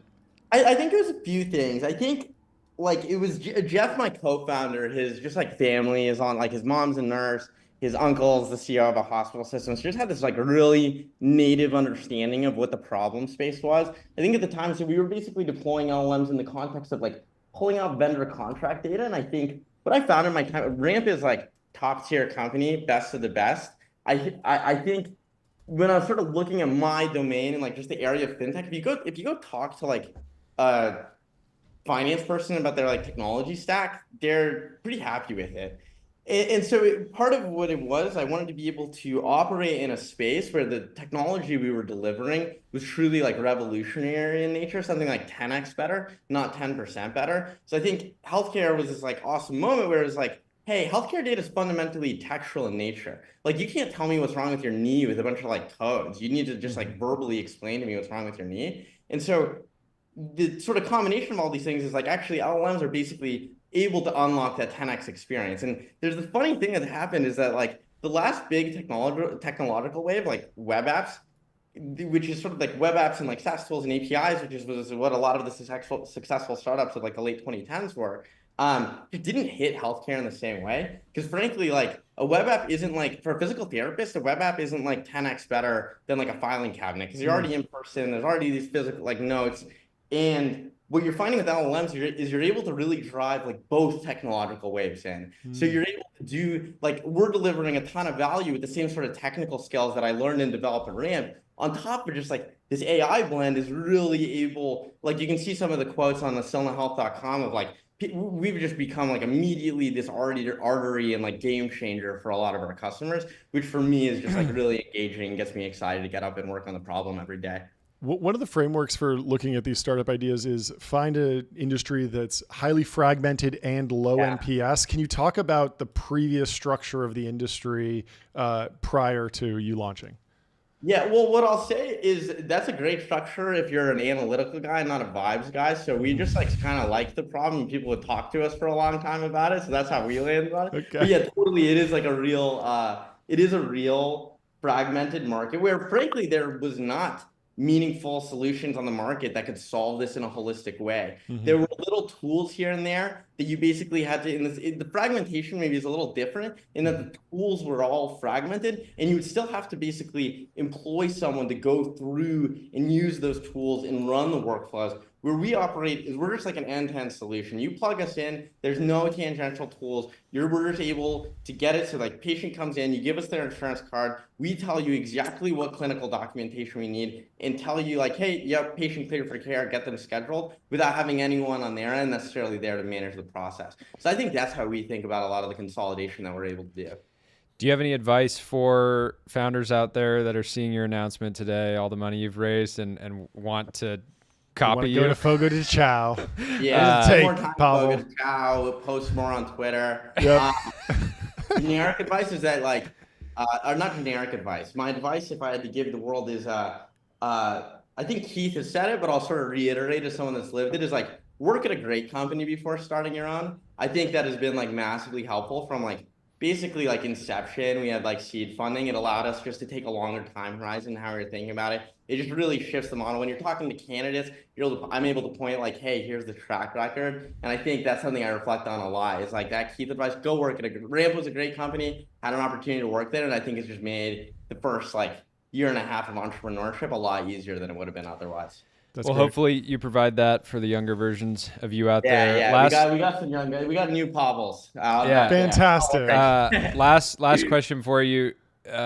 Is there a certain milestone that you want to hit before you cut your hair? Is it 100 million ARR? Is it 500? Is it $1 billion? You just it might just be the look forever. Growing it down to your waist and beyond. I think it aligns. Like, look, it aligns with whenever I can start tweeting whatever I want. Okay. There we go. I want to see the hardcore buzz cut Pavel. Yeah. That's gonna be it.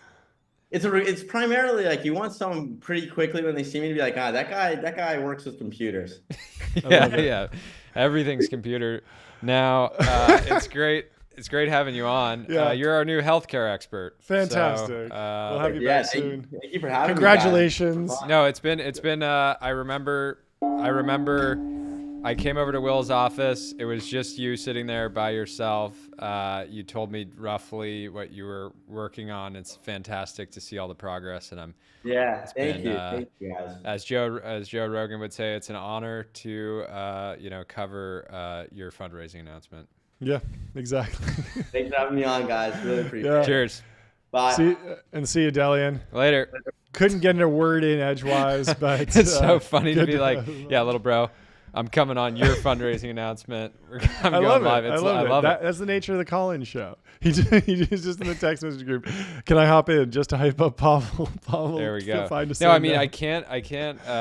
Pavel's smart enough to know that he should leverage every single advantage that you have in life, and having a big brother like Delian who can be your hype man, who can help you avoid pitfalls, help you make sure you're actually focused on the right thing, help you avoid bad investors, etc. I mean, there's another thing that he's really good at leveraging, and that's 8 Sleep. Nights that fuel your best days. Turn any bed into the ultimate sleeping experience. Go to 8sleep.com/TBPN. $350 off your pod. That fuels your day. I saw Andrew posted 100 sleep score. Oh, no. Devastating. I don't think I'm anywhere near there. I woke up at like 4 a.m. unintentionally. I actually did put up 100 last night. You did, which is crazy. Oh, you prepped this, didn't you? Okay, Let's so 43. We have Not somebody good. joining the show. We have and don't say any names. So this is somebody named Carried No Interest. They are a prolific poster on X. You're going to hear their voice. You won't see their face. Quite the following. And he's going to come on and talk about the situation with all these AI SDRs, all these companies saying they're going to automate outbound. And then very exciting, he's going to dox himself in like 2 weeks. Let's go. Live on the show. Live on the show. So I'm very excited for that. But let's bring him in. Face reveal.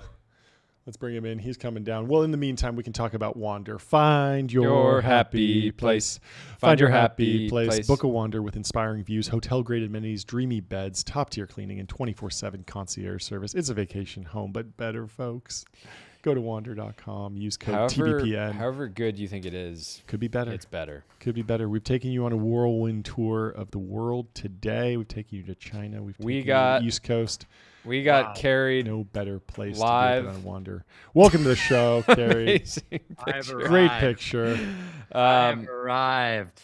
How you doing by today? the way, my hair is wonderful right now too. Oh, yeah? I want to show it off so bad. But you sound. I mean, are you doing a Danny DeVito impression right now? You sound kind of like him. You like that? No, Yeah. just a lot of smokes, boys. That's all. Okay. I've almost said your name 10 times already. But anyways, for everybody, this is Carried No Interest. He is a private equity investor skewing towards software, former head of AI at a $1 billion PE fund, and doing a bunch of interesting stuff in SaaS and looking at businesses as well that are using AI to sort of reinvent themselves. But you were chirping on the timeline earlier today about 11x. Wanted to just have you on. I don't want to pile on 11x too hard, but I do want to talk about the broader sort of like sales automation space. What's going on with AI SDRs? So here's my hot take, right? Like some software companies will be AI first and succeed massively. I think that the notion of the AI SDR is flawed permanently, whether it's 11x, whether it's some of the ones from Y Combinator. And there's a few different reasons. Like the first reason to me is that cold email is functionally like an alpha game. You are constantly trying to take advantage of a bunch of different quirks about cold email so that you can send 5 to 10,000 a day. And when you abstract all of these quirks away, I know there's a bunch of cold email wizards that will agree with me. You actually lose some of that alpha when you just say, hey, here's this tech company. I'm going to let you run large scale cold email. Very tricky, right? Very hard. That's the first piece that I just don't love. The other piece is like, when you think about it, to me, there's 5 reasons that make it tricky. The first reason with these AI SDRs, you're relying on someone else's cold email data. You can guess what happens to your gross margin when that occurs, right? So if you're an AI SDR company, you have this big database of emails, you're mooching off somebody, you're going to take a hit on gross margin just there right away, right? The second issue is that, in my opinion, you have a high probability of potentially being embarrassed. So, and embarrassing the end customer, right? Both, right? Yeah. You have this AI that is sending out emails. Who knows who it targets? That's a tricky situation, right?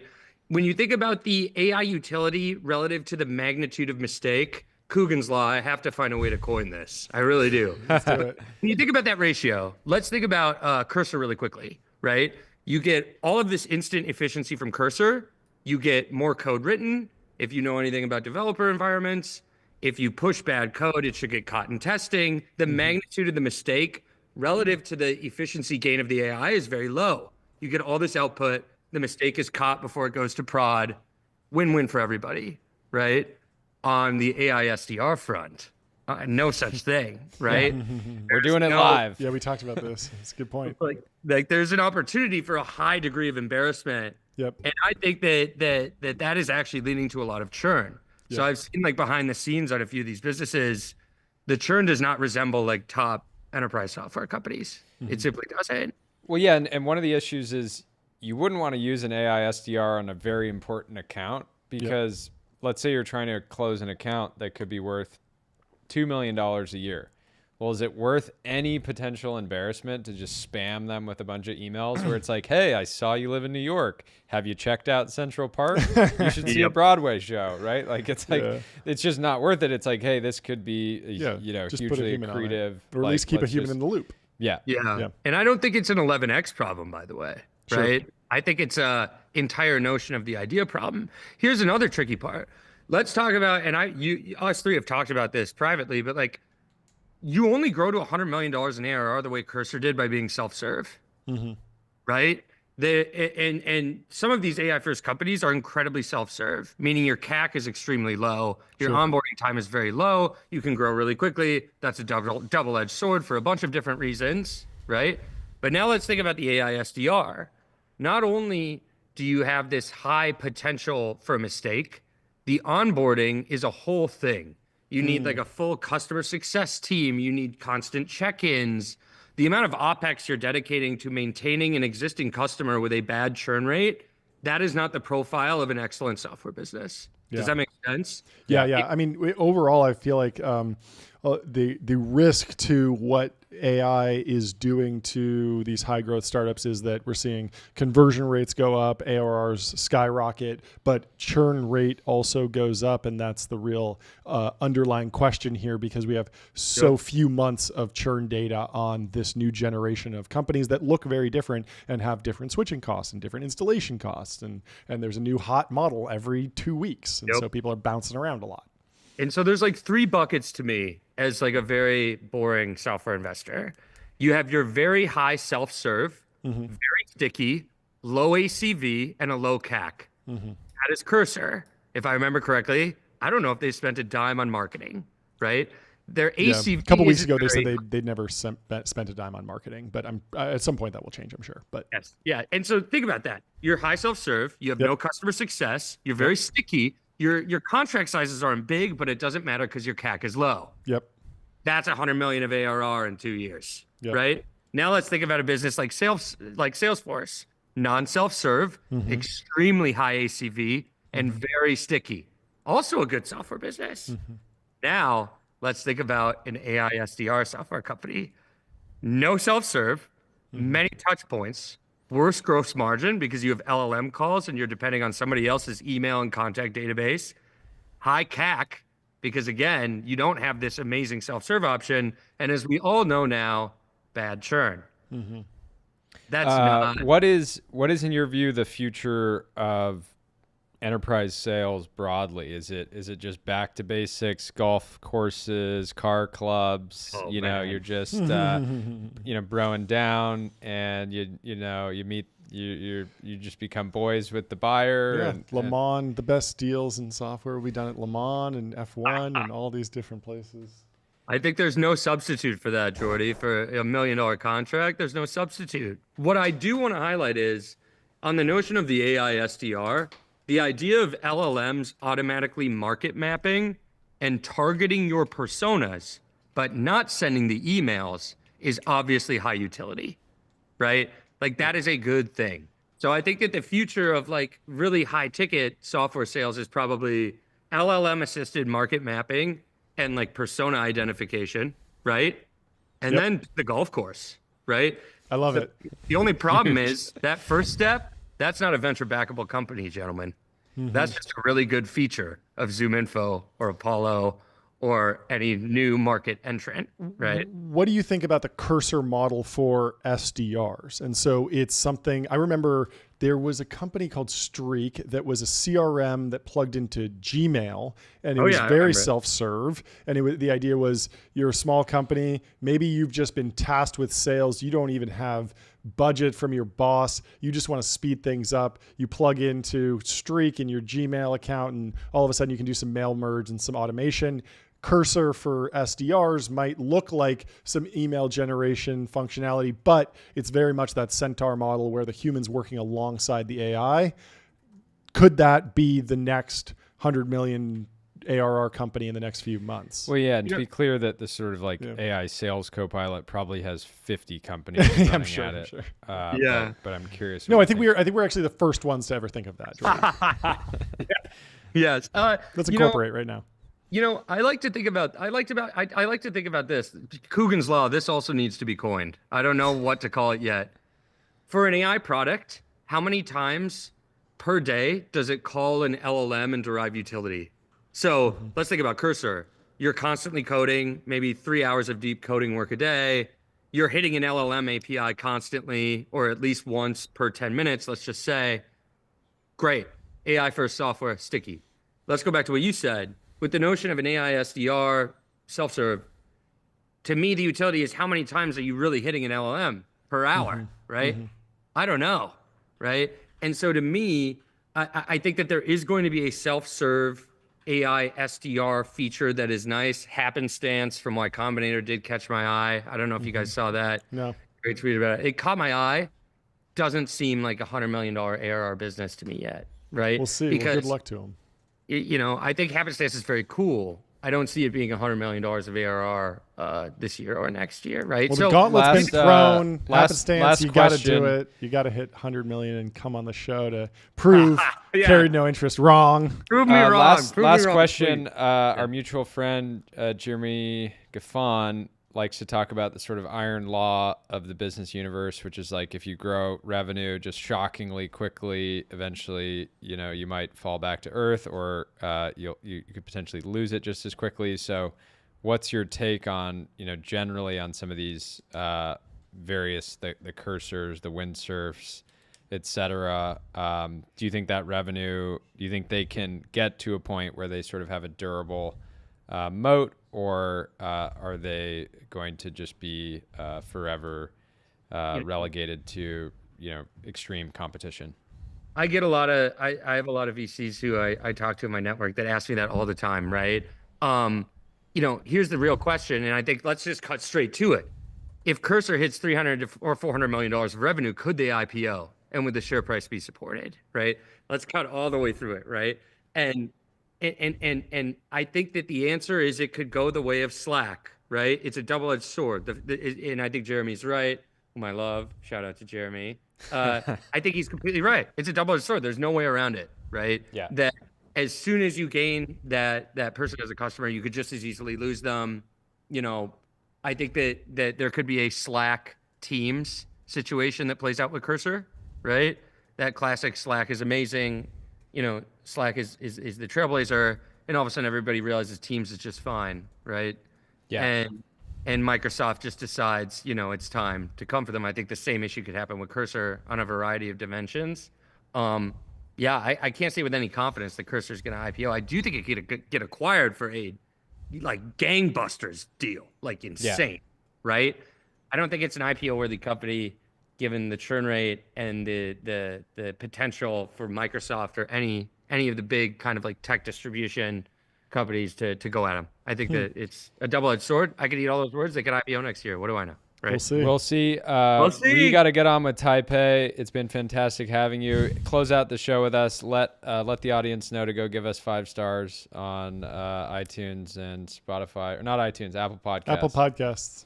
5 stars. 5 stars for these 5 guys. stars. Thank you, everyone. Carrie said it. Thank you for joining the show. This is fantastic. We'll see you tomorrow. Everybody, Hey, Have a take care. great day. Bye. You're the man. Almost said his name again.